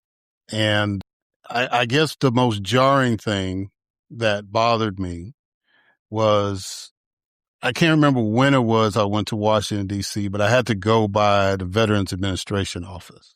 And since you've worked there, you know what I'm talking about. There's a park like right across the street. Yeah. And it was just a bunch. I mean, it was almost like the park was full. I thought it was a demonstration at first, but it was just a bunch of homeless veterans. And they were camped out, I guess, to try to get attention or wherever the case may be, but they were all camped out there. And I just said, that doesn't make any sense. How is it that we ask people to serve and we can provide them housing when they're serving, but we can't guarantee that they have housing when they're out? And I understand there's some other issues, but even at that, we got the VA homes and all that stuff. So the way that America has treated veterans has always been an issue with me. And the fact that you have set up an organization to deal with a whole other subject relating to veterans, it was kind of like, okay, let me get her on and let's talk about some of those things. But I also want to talk about some perspectives that's going on. So again, thank you for doing that. Normally how I start off the show, I do a couple of ice-breaking exercises. And the first one is, I want you to respond to a quote. And the quote is, my advice to others is to find a way to have a positive impact. Speak up and act, whether it's through volunteer or paid work. Finding a way to help others facing the same challenges as you are is a great way to give back and overcome your situation. Give me your thoughts on that quote. I think that's so true. I'd love to know who said that, because I think that aligns with so much of the work that I've done, a lot of it in a volunteer capacity, sometimes for my own my own mental health. A lot of the stuff I do now, working with military families, trying to rally them to speak up about so many of these issues that really matter, is just because I feel like their voices are not being heard. And, I want to be able to lay my head on the pillow at night and know that I've done everything that I can to push back and to help elevate those voices. To answer your question, the the person who said that quote was a woman named Elizabeth Jamison. Oh. So, you know. Like, I know that sounds so good. All right. So now the next icebreaker is what we call 20 questions. So I need you to give me a number between 1 and 20. Oh, okay. Oh, a number now. Okay. 16. All right. What's a misconception people often have about your beliefs or values? Well, I think as a white woman who grew up in a military family and in the military community, a lot of people ascribe, conservative values to me, or I would say Republican values to me right off the bat, because they've heard, the myth that everyone in the military community always votes Republican.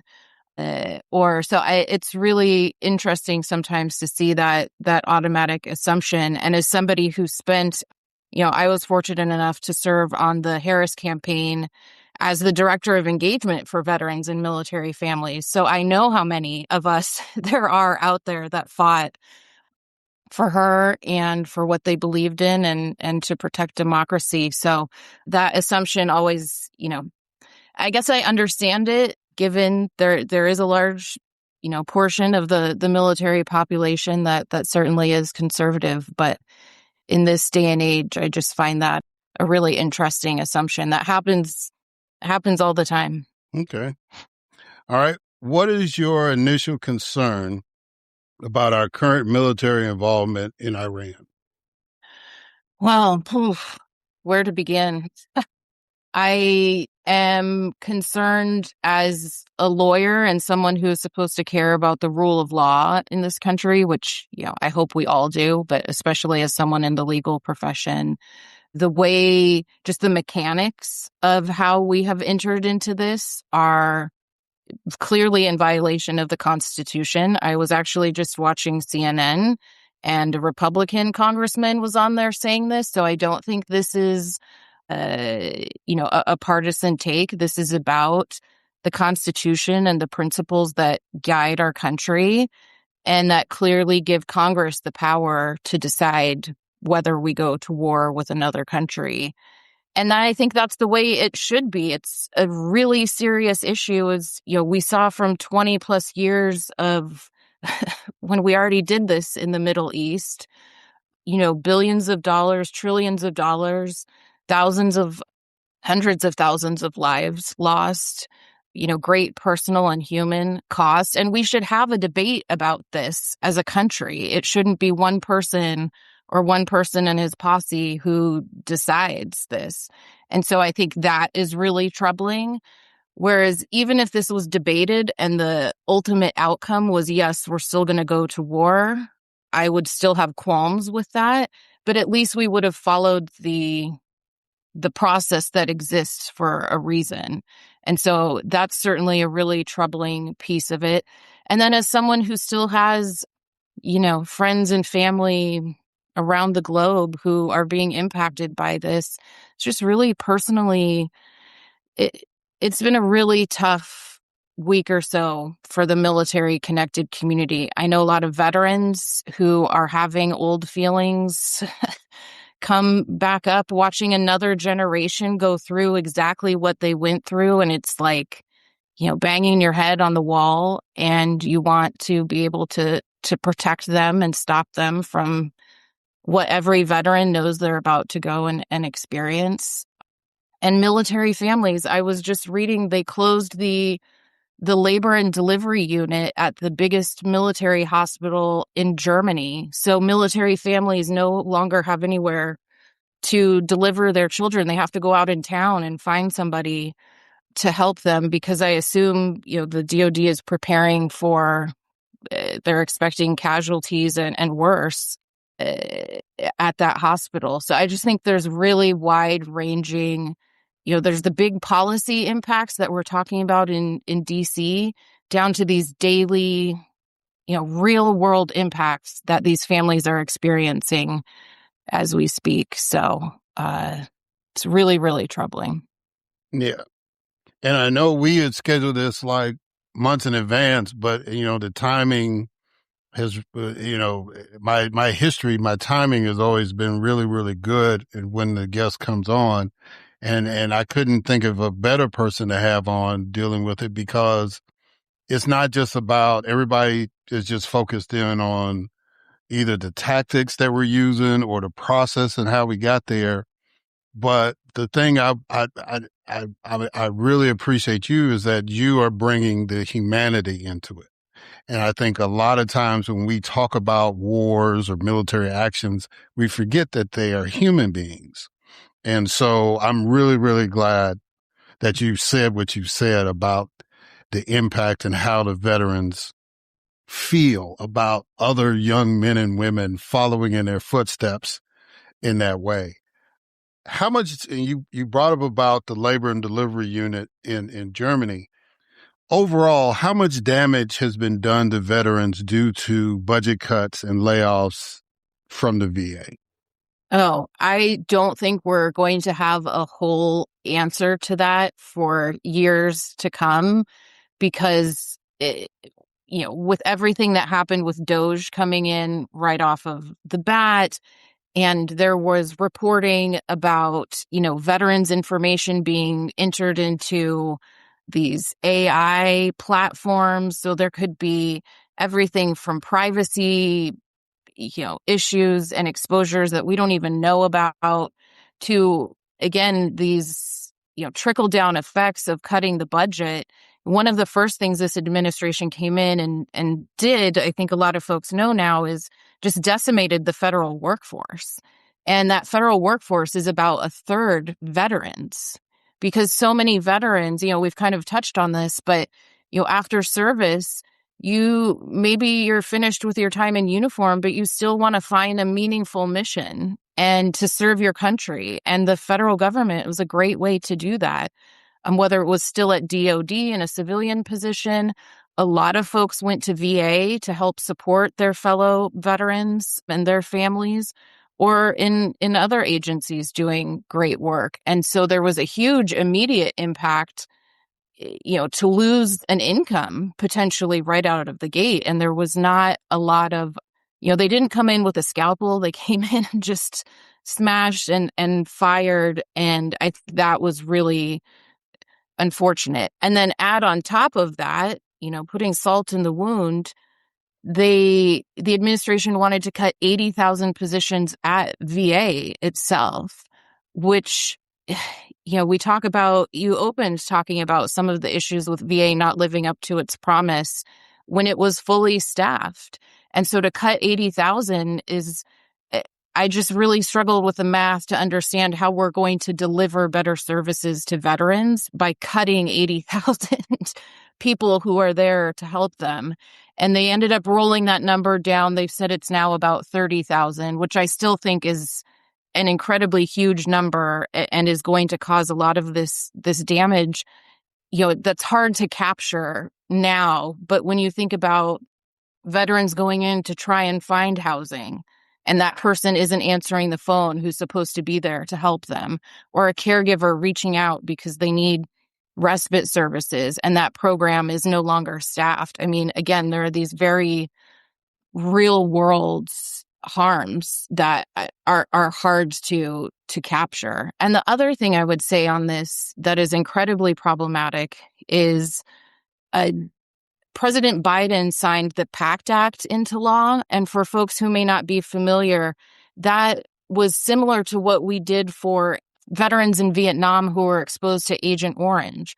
Well, we had the same thing with folks who went to the Middle East and were exposed to burn pits, toxins, all kinds of bad stuff that was causing a host of medical issues, respiratory issues, cancer, all kinds of stuff. I actually was thinking about the PACT Act when you were talking about the veterans camping out in the park, because veterans had to camp out on the stairs of Congress to force them to pass the PACT Act, which, talk about not taking care of our people after we send them to war. It was pretty egregious. But the PACT Act opened the doors so that we could serve even more veterans who were experiencing these medical issues and make sure that they weren't waiting 30 years like we did to the Agent Orange folks, and make sure that we got them in to take care of them. And so they staffed up, they hired a lot of people because the PACT Act widened the aperture for folks to get treatment and support. So to now roll that back, again, the math just doesn't add up. And I think it's really sad to think about the damage that is happening. Some of it, like I said, we may not even know the full impact of yet because it's still playing out. Yeah, and obviously you also have an incredible ability to foresee the future, because that was literally the next question I was going to ask you about the PACT Act and its impacts, because I think it was a great thing for it to pass. But like you said, if you're going to cut personnel, that's going to have a negative impact on implementing that, especially at the VA hospital. So I'm glad you touched on that in that answer. So let's get into some of your work that you've been doing outside of the VA.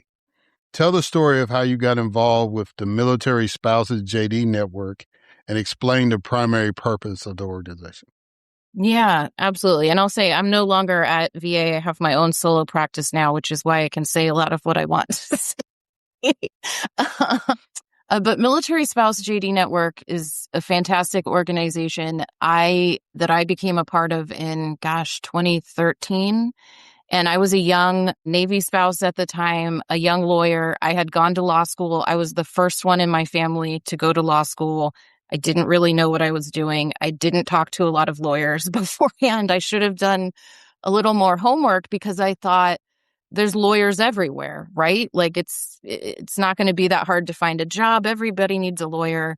They're all over the US. There's probably too many of us, but not a problem.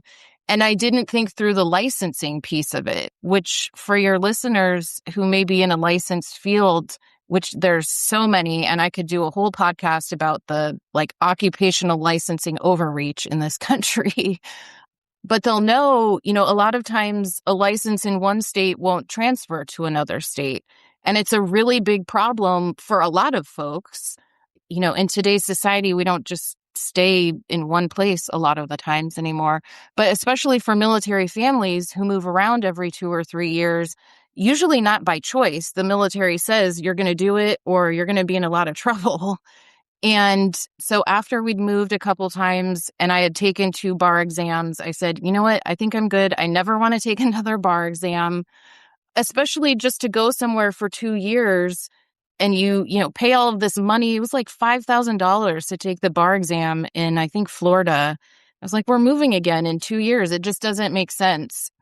And so I was trying to figure out what to do and came across MSJDN, which was, finding my people who were in the same situation. And we really came together, advocated for reduced licensing barriers and some reciprocity essentially in the states if we were moving because of the military, to say, here's a way that you can make life easier and less stressful for military families and reduce some of the economic impact. I think a lot of folks don't understand. You kind of mentioned how we can give military families housing when they're serving, but not when they get out.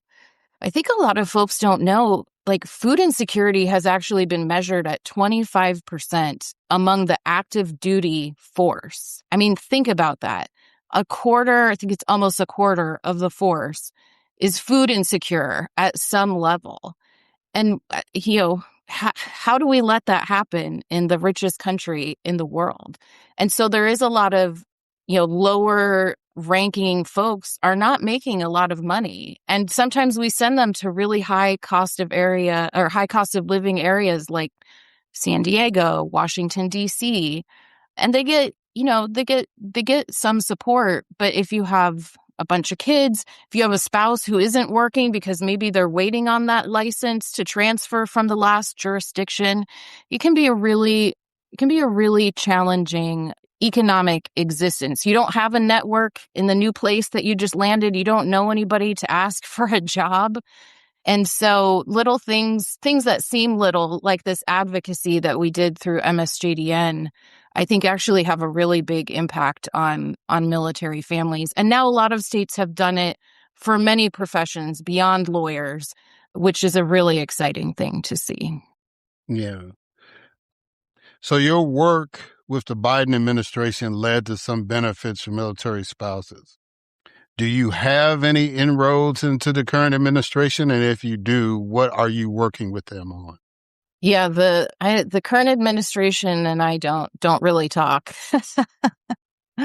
So I think I'm probably on a list, but not the list of folks that they want to talk to. So, but I continue to advocate, like I mentioned a little bit earlier, really helping military families understand how to use their voices. I do feel fortunate that I was able to, we're talking about all these challenges with building a career.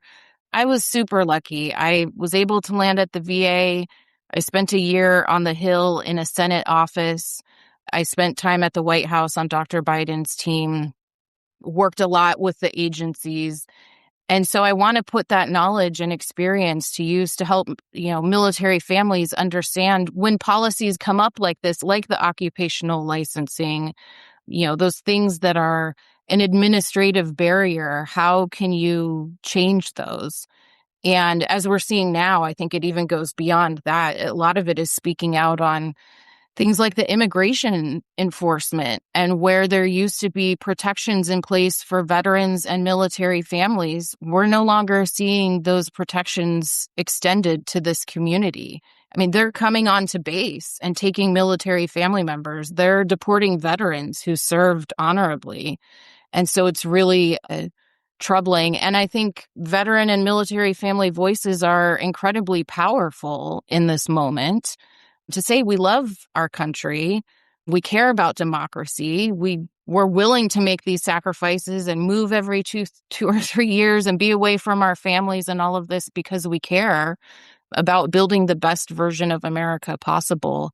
And so, yeah, I'm really proud of the work that we do to help folks speak up on that.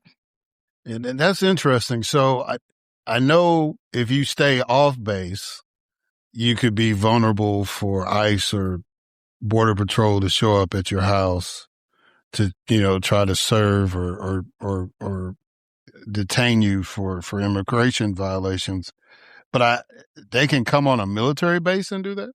Oh, I mean, it's all federal and they're working together. We saw a story, I think it was last year, where a spouse, they were moving to a new base and it got flagged in the process of getting the spouse access to that base where their housing was, that she wasn't here legally. And so, whoever it was at the base, I guess, flagged that to DHS and they detained her. And there was another story where a family, I think it was Arizona, had a mom, one of the moms came to help because the spouse had just had surgery.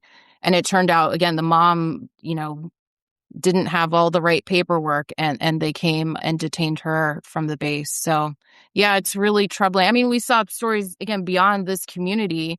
They're looking at IRS data to try to track folks down, which I think is kind of ironic when if you're looking at the IRS, their folks are clearly reporting their income, and that's not how it was framed, that they would be enforcing things. So, yeah, I think it's incredibly troubling. There is no, essentially, there's no safe haven on a military base now. Yeah. And this is just my brain going there, but it just seemed like to me that would be a national security issue. Because it's like, all right, so I'm enlisted and I'm supposed to be fighting for a nation, and that very nation takes away my spouse. Yeah, it's like if I'm a terrorist organization, I'm like, flag that guy, right? Flag that girl. Right. You know what I'm saying? We can recruit them. You understand what I'm saying? I mean, it's just absolutely just practical stuff, but that's going to lead us down to a whole different rabbit hole. So I don't want to do that. Well, if I can say quickly too, I think it's a recruiting and retention issue too, right? So it's a national security risk in the way that you're saying it. but also how do we continue recruiting? The recruiters have often used that, saying, hey, come serve in the military. It can be a pathway to citizenship for you. But when folks see like, well, actually, no, it's not. They're snapping people up, and maybe we can have a conversation about that's not what we should be using to recruit people anyway. It's kind of messed up that's that's how we're, luring people in. But yeah, I think there's huge ramifications for national security all around this. Yeah. Talk about the work with mission license. I assume that's a variation of what you do with the JD network and incorporates other professions. So I guess kind of list the different professions that may be impacted. I know medical would be one, but just kind of go over where people have a license and, that they may run into problems getting certified Sure. somewhere. Sure. Yeah, I'll say mission license is defunct now. My partner in crime went back into the government, but I do have a solo consulting biz where I do all the same work. But yeah, it's very widespread. It's so many things. Folks who do hair in a lot of states, even someone who blow dries hair, doesn't even cut or color, they have to have a license. Some jurisdictions, florists, if you're selling flowers, you have to have a license. Obviously, like medical, legal, tree cutting, manicurists and pedicurists. It's a wide range. We see a lot of commercial licensing around truck drivers and that kind of thing. So I really didn't know much about it before I got involved with MSJDN and really felt the impact on, personally, but then to dive in and see how broad this is and how much it impacts folks. It's such a wide range. And when you think about maybe you are successfully set up, as a CPA or whatever it might be that requires that license. And it really is state specific. It depends state to state because they have the jurisdiction to do that. But then your parents get sick or you have to go back home for some reason. Well, how do you take your career with you? Sometimes it can be thousands of dollars and a year-long process to navigate that. And so that's where mission license originally came in to say, hey, let us take our expertise. We've been there, done that ourselves so many times as military families. Let us help you navigate that as well. Is there anybody in Congress that's trying to address that issue to instead of an executive order, just make that the law of the land to kind of have some reciprocity for people, professional folks? Right. They did actually. President Biden signed, I think it was 2023, signed a law amending an existing law that dealt with service members, saying that for service members and their families, all of the states now have to offer some kind of recognition to be able to transfer a license. Which I think is great. It is challenging because, again, it's a state issue. So it's hard for the federal government. Again, if we want to stick within the rule of law, the federal government has limited ability to come in and tell the states what to do like that. But they could for service members and their families saying, this is related to the national, defense and those interests. I think some of the problem is, even though it says, yes, the state should be doing it, how they implement it is still another problem. And kind of what what I was just talking about is maybe the state offers reciprocity, but it's still really expensive and it takes a really long time. And again, especially for families who might be moving again in 2 or 3 years, if it takes a year to get that license, it's not really that helpful. So the implementation is really important. And I would say that for anyone trying to pick up their life and move, a year is a long time to wait to get something like that processed. Yeah.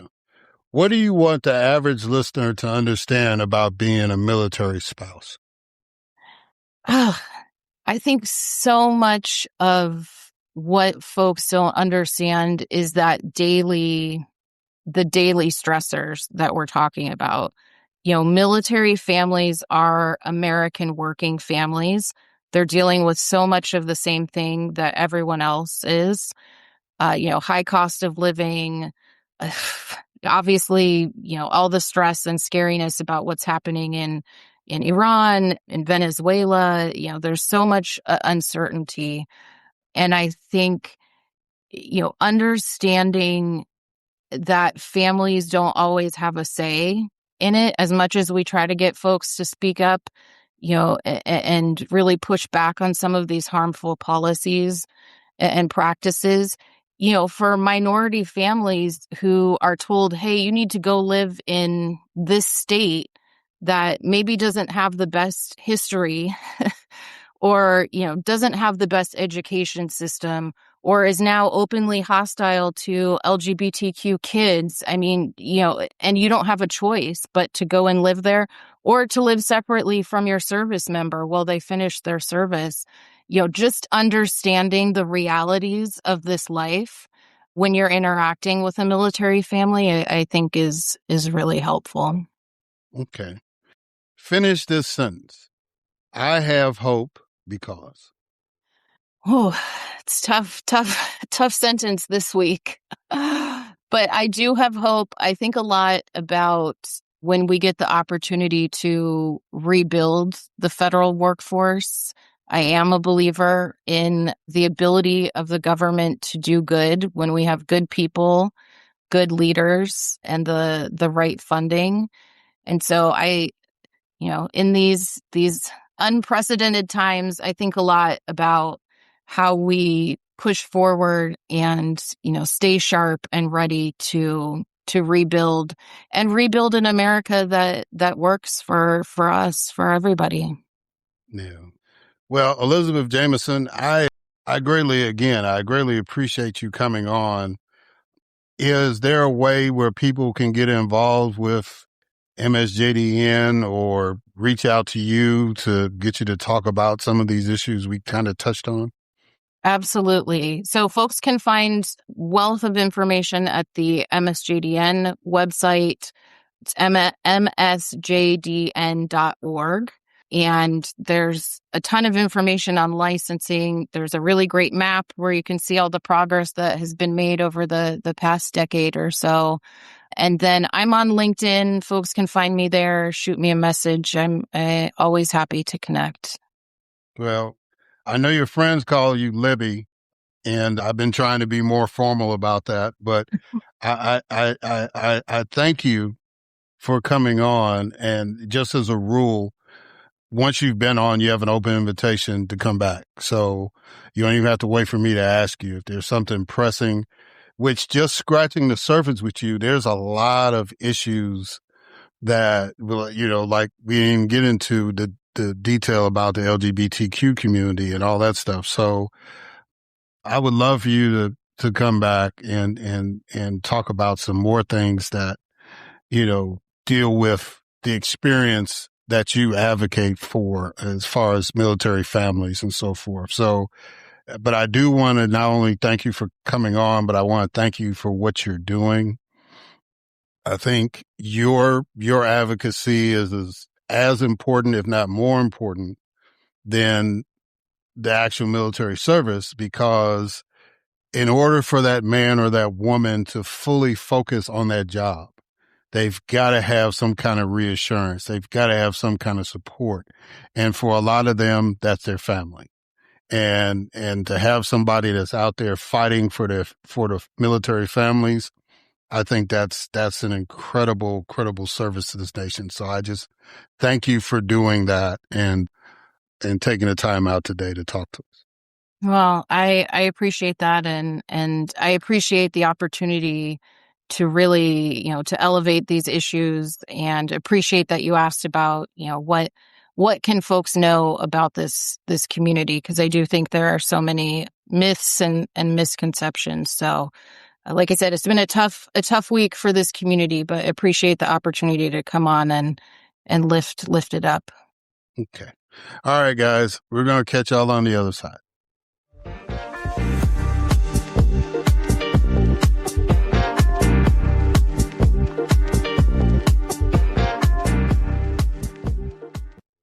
All right. We're back, and I want to thank Kaivan Shroff, Louise Story, Ebony Reed, and Elizabeth Jamison for coming on the program. Kaivan, sharp as ever, honest as ever. You know, in between the time we've interviewed, he has risen as a voice that people want to hear from the Democratic side about, you know, campaigns and strategies, party platforms, whatever, and just really the pulse of people of his generation. And look forward to continuing to hear good things about him and the work that he's doing to help Democrats get elected. For Louise Story and Ebony Reed, it was an honor to actually meet them, you know, in person before interviewing them. Of course, we didn't have a whole lot of time because they were signing books and getting ready to have this big presentation based off of their book, 15 Cents on the Dollar. And, you know, but just ever since I first heard about the book, I've been a big fan. And to actually be able to carve out some time from their busy schedules to sit down and talk to them was really, really an honor and a treat for me. And I thank them for doing that. And I thank them for putting in the work and continuing to put in the work to raise awareness about the disparities in wealth, especially the racial wealth gap. If America's going to succeed, we gotta stop the divisions. And, you know, the wealth gap is a division that really shouldn't exist in a country such as this. So I thank them for that. And then Elizabeth Jamison, her work dealing with military spouses and families and veterans themselves. I always try to get somebody on the podcast that addresses those issues. I think she's the first one that's really focused in on the family. You know, we've talked about veterans as a whole, but not the family, especially the spouses. People need to understand that when folks make that commitment to serve, right, they're bringing other people into that service, whether it's their parents, their spouses, their children. Everybody's tied in. Everybody's connected. And I'm really, really honored to have somebody like her come on the podcast and talk about that side, the support side. Because no matter what we do in life, we've got to have a support system. Somebody has to be in your corner, right? It's hard being out here alone. And, you know, but, you know, you just can't have anybody, right? We've learned that lesson. You know, sometimes eagles got to fly. Well, eagles always fly solo. But, you know, sometimes you got to do things on your own, but it's a luxury and a benefit to have a support system. And so I'm glad that Elizabeth was able to come on and talk about that. All right. So real quick, I just want to talk about the week that was, and I want to highlight two people to, you know, kind of symbolize. I mean, they were the stars of the week. Well, some of the stars anyway. But, you know, the week started off pretty hopeful. And then Election Day came in Texas, and U.S. Congresswoman Jasmine Crockett did not win the Democratic nomination. And as a Black elected official who ran for the United States Senate, I know what that feels like. You know, you do everything you possibly can do. You do the interviews, you do the speeches, you do the rallies, you shake the hands, you crank out the literature, you attend the meetings, you do all the politics you can do, the TV commercial, all that stuff. You do everything you can afford to do, everything physically you can do. And to not achieve that goal, that hurts. And I know that she, put everything she had into it. And you could tell as the hours were getting late, and then all the shenanigans that was happening in her home county, right? The Republicans were afraid of her. They think they can handle Tallarico. Now, they might be wrong, but they were afraid of her. And to go as far as say, well, everywhere else in the state, people could go to, like the early voting, they could go to a designated spot and vote. They didn't have to go to their precinct, right? They could just go to any designated spot in their county and vote. Only 2 counties out of 200 and something counties in Texas decided, well, we're not going to do what we've been doing for the last 10 years. One was Williamson County and one was Dallas County. And Dallas County was a big county. That's where the city of Dallas is. But more importantly, that's where Jasmine Crockett represents. And to basically freeze out voters, and then of course Ken Paxton, he's running for the U.S. Senate on the Republican side, but then he's meddling in the Democratic primary because once the courts had extended the voting hours in Dallas County because of the confusion, Paxton used his position as Attorney General to go to the Supreme Court in Texas and get that judge's ruling overturned and those ballots frozen. Now, of the people that voted, obviously it couldn't make up the difference what Tallarico had gathered statewide, but how many people didn't vote at all because of the confusion? And would that have made the difference for Jasmine? So that's a tough way to lose. And knowing, and there was nothing you could do about it. You filed a lawsuit, you did what you could do, you got the ruling you wanted, and then you get it overturned. And this was all within one day, election day, in the midst of all of the voting and last minute cheerleading and all that stuff. So I know it hurt, but it's politics. It's a 50-50 proposition when you walk in. Jasmine was professional enough to understand that. And like the next morning, she was calling James Tallarico and congratulating him and on a plane to D.C. to go to work. And then she gets to work and she's got to attend a hearing and she's got to interrogate Kristi Noem, who had a very interesting week herself. And it was because of her and their colleagues, Democrat and Republican, the way that they grilled Kristi Noem,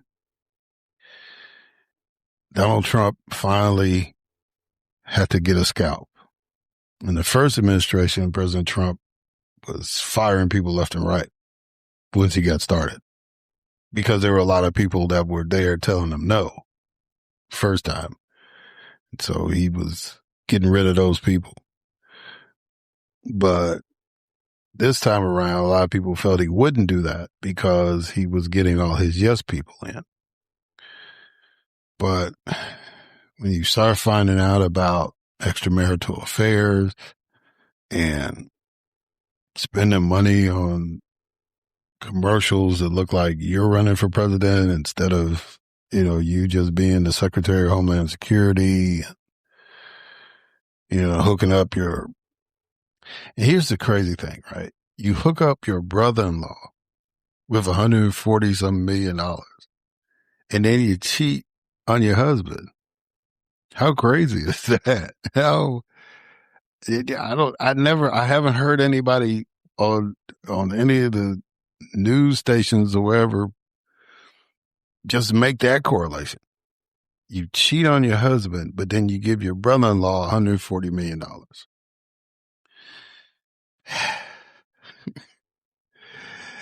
In a normal world, she would have to go, right? It should have been a surprise. It's been like, oh, yeah, you got to go. And, President Trump agreed. Now, he gave her some gig, special envoy to the Shield of the Americas, which I think is only happening this week. So, it is what it is, but she's not the Homeland Security Director anymore. And we haven't even got into the FEMA mismanagement. We haven't even got into the deaths of Renee Good and Alex Preddy through ICE and Border Patrol. But those seem to be the two things that took it over the edge to say, yeah, we gotta cut that. And then, now we're going to have another Pam Bondi hearing. This time is with the Oversight Committee instead of Judiciary, so we'll see how that goes. And Jasmine Crockett will be, I think, at that hearing as well. We'll see if Pam survives her hearing. Now that it's known that people are going to lose jobs in this midterm election year. So I was kind of happy about that. Whatever his motivation was, the public perception is there's accountability and there's hope that it's like, okay, now the guy that's supposed to be replacing Kristi Noem, his name is Mark Wayne Mullen. It is what it is, man. This is the guy that wanted to fight the president of the Teamsters in the Capitol building at a hearing. Gets in front of the Secretary of Education, and I don't know if his staff person did that deliberately or that's just the way he talks, but it sounded like he didn't have a command of the English language talking to the Secretary of Education. He's fought in a ring, but I don't know if I don't know. I've never really tried to understand his background because to me, he's just another one of these guys that drank the Kool-Aid and convinced people to send him to the United States Senate. And I guess that's the other pain I have with Jasmine Crockett. It's like, this guy can get in the United States Senate, but she can't. Right? And Mullen's from Oklahoma and she's from Texas. And it's like, well, those are two different states, Eric. Yeah, same mindset, same region of the country. And you can argue that Texas is, somebody said they were 4 states in one as far as makeup and all that kind of stuff. But again, it just kind of hurts again for that. But you just look at those people. I know I do, and the way that things turned out, I probably would have been gone by the time all these people got in, either of my own volition or on the voters if I had won. But, because I figured if I had got one term in the Senate in Mississippi, then I'd be playing with fire to run for re-election. But, would have done it till, let's see, 2008. Yeah, I'd been gone. 12 years from that, I've been 2020. I've been through with that. But I would have been there during during Trump's first administration. So anyway, it's just, if I had pulled that off. But this is not about my pain. It's about, well, it kind of is.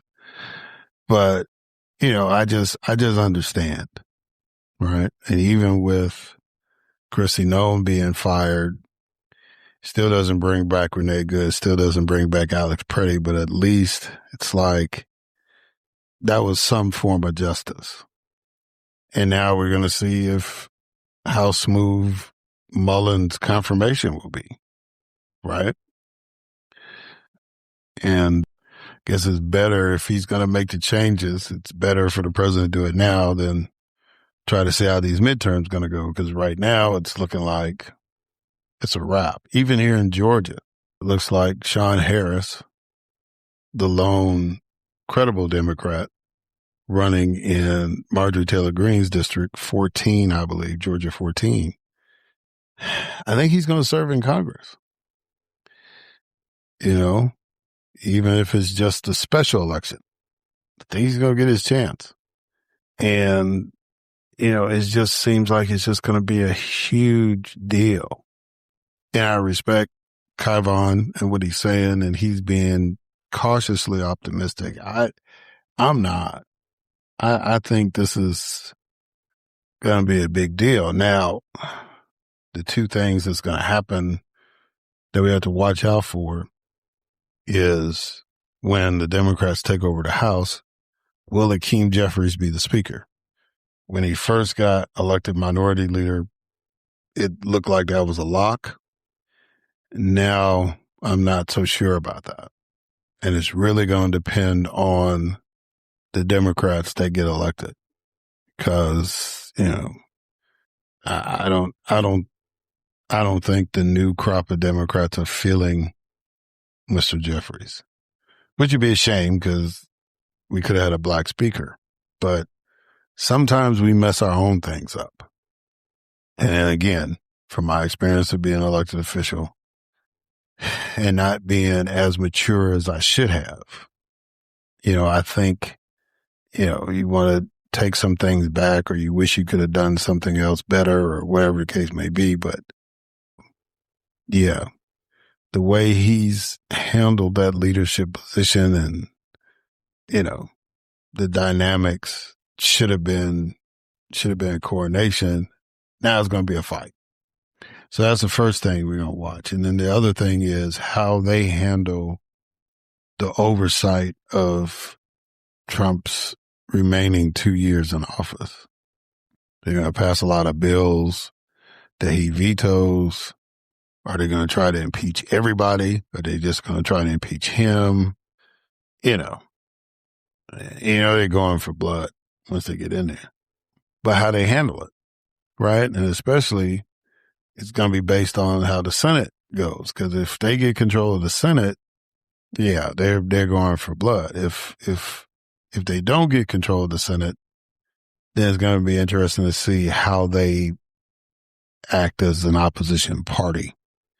So I'm just going to watch all this stuff. But this week is indicative of the highs and lows of politics. And it depends on what side of the aisle you're on. This was either a pretty good week for you or a pretty bad week for you, or kind of a little bit of both, right? But that's just the nature of politics. So another thing I always, I want to hear y'all's thoughts. I don't do like call in because this is recorded, but we do have the website and you can leave comments there, reviews, whatever, but you can respond to what I'm saying. If you agree with it, cool. If you don't agree with it, cool. But if you want to respond, you can. I welcome it. But in the meantime, I'm just going to keep plodding along and doing what I need to do and just give you my thoughts about what's happening and hopefully educate you on some things and expose you to some people that are really doing the work.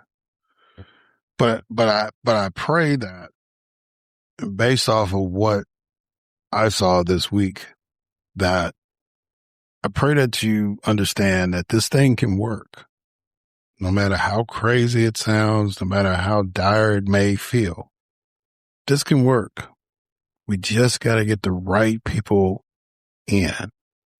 And I pray that because James Talarico is a man of faith and he's very, very open with that might be a sign. No matter how I felt about Jasmine losing, maybe that's a sign that things are going to be all right.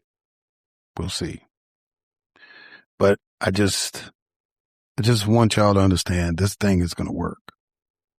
And the cool thing is we can make it work. You the average voter can make this work. So let's continue to do what we need to do. Stay focused on what the mission is, and we'll make it. We'll make it. All right, that's all I got. Thank y'all for listening. Until next time.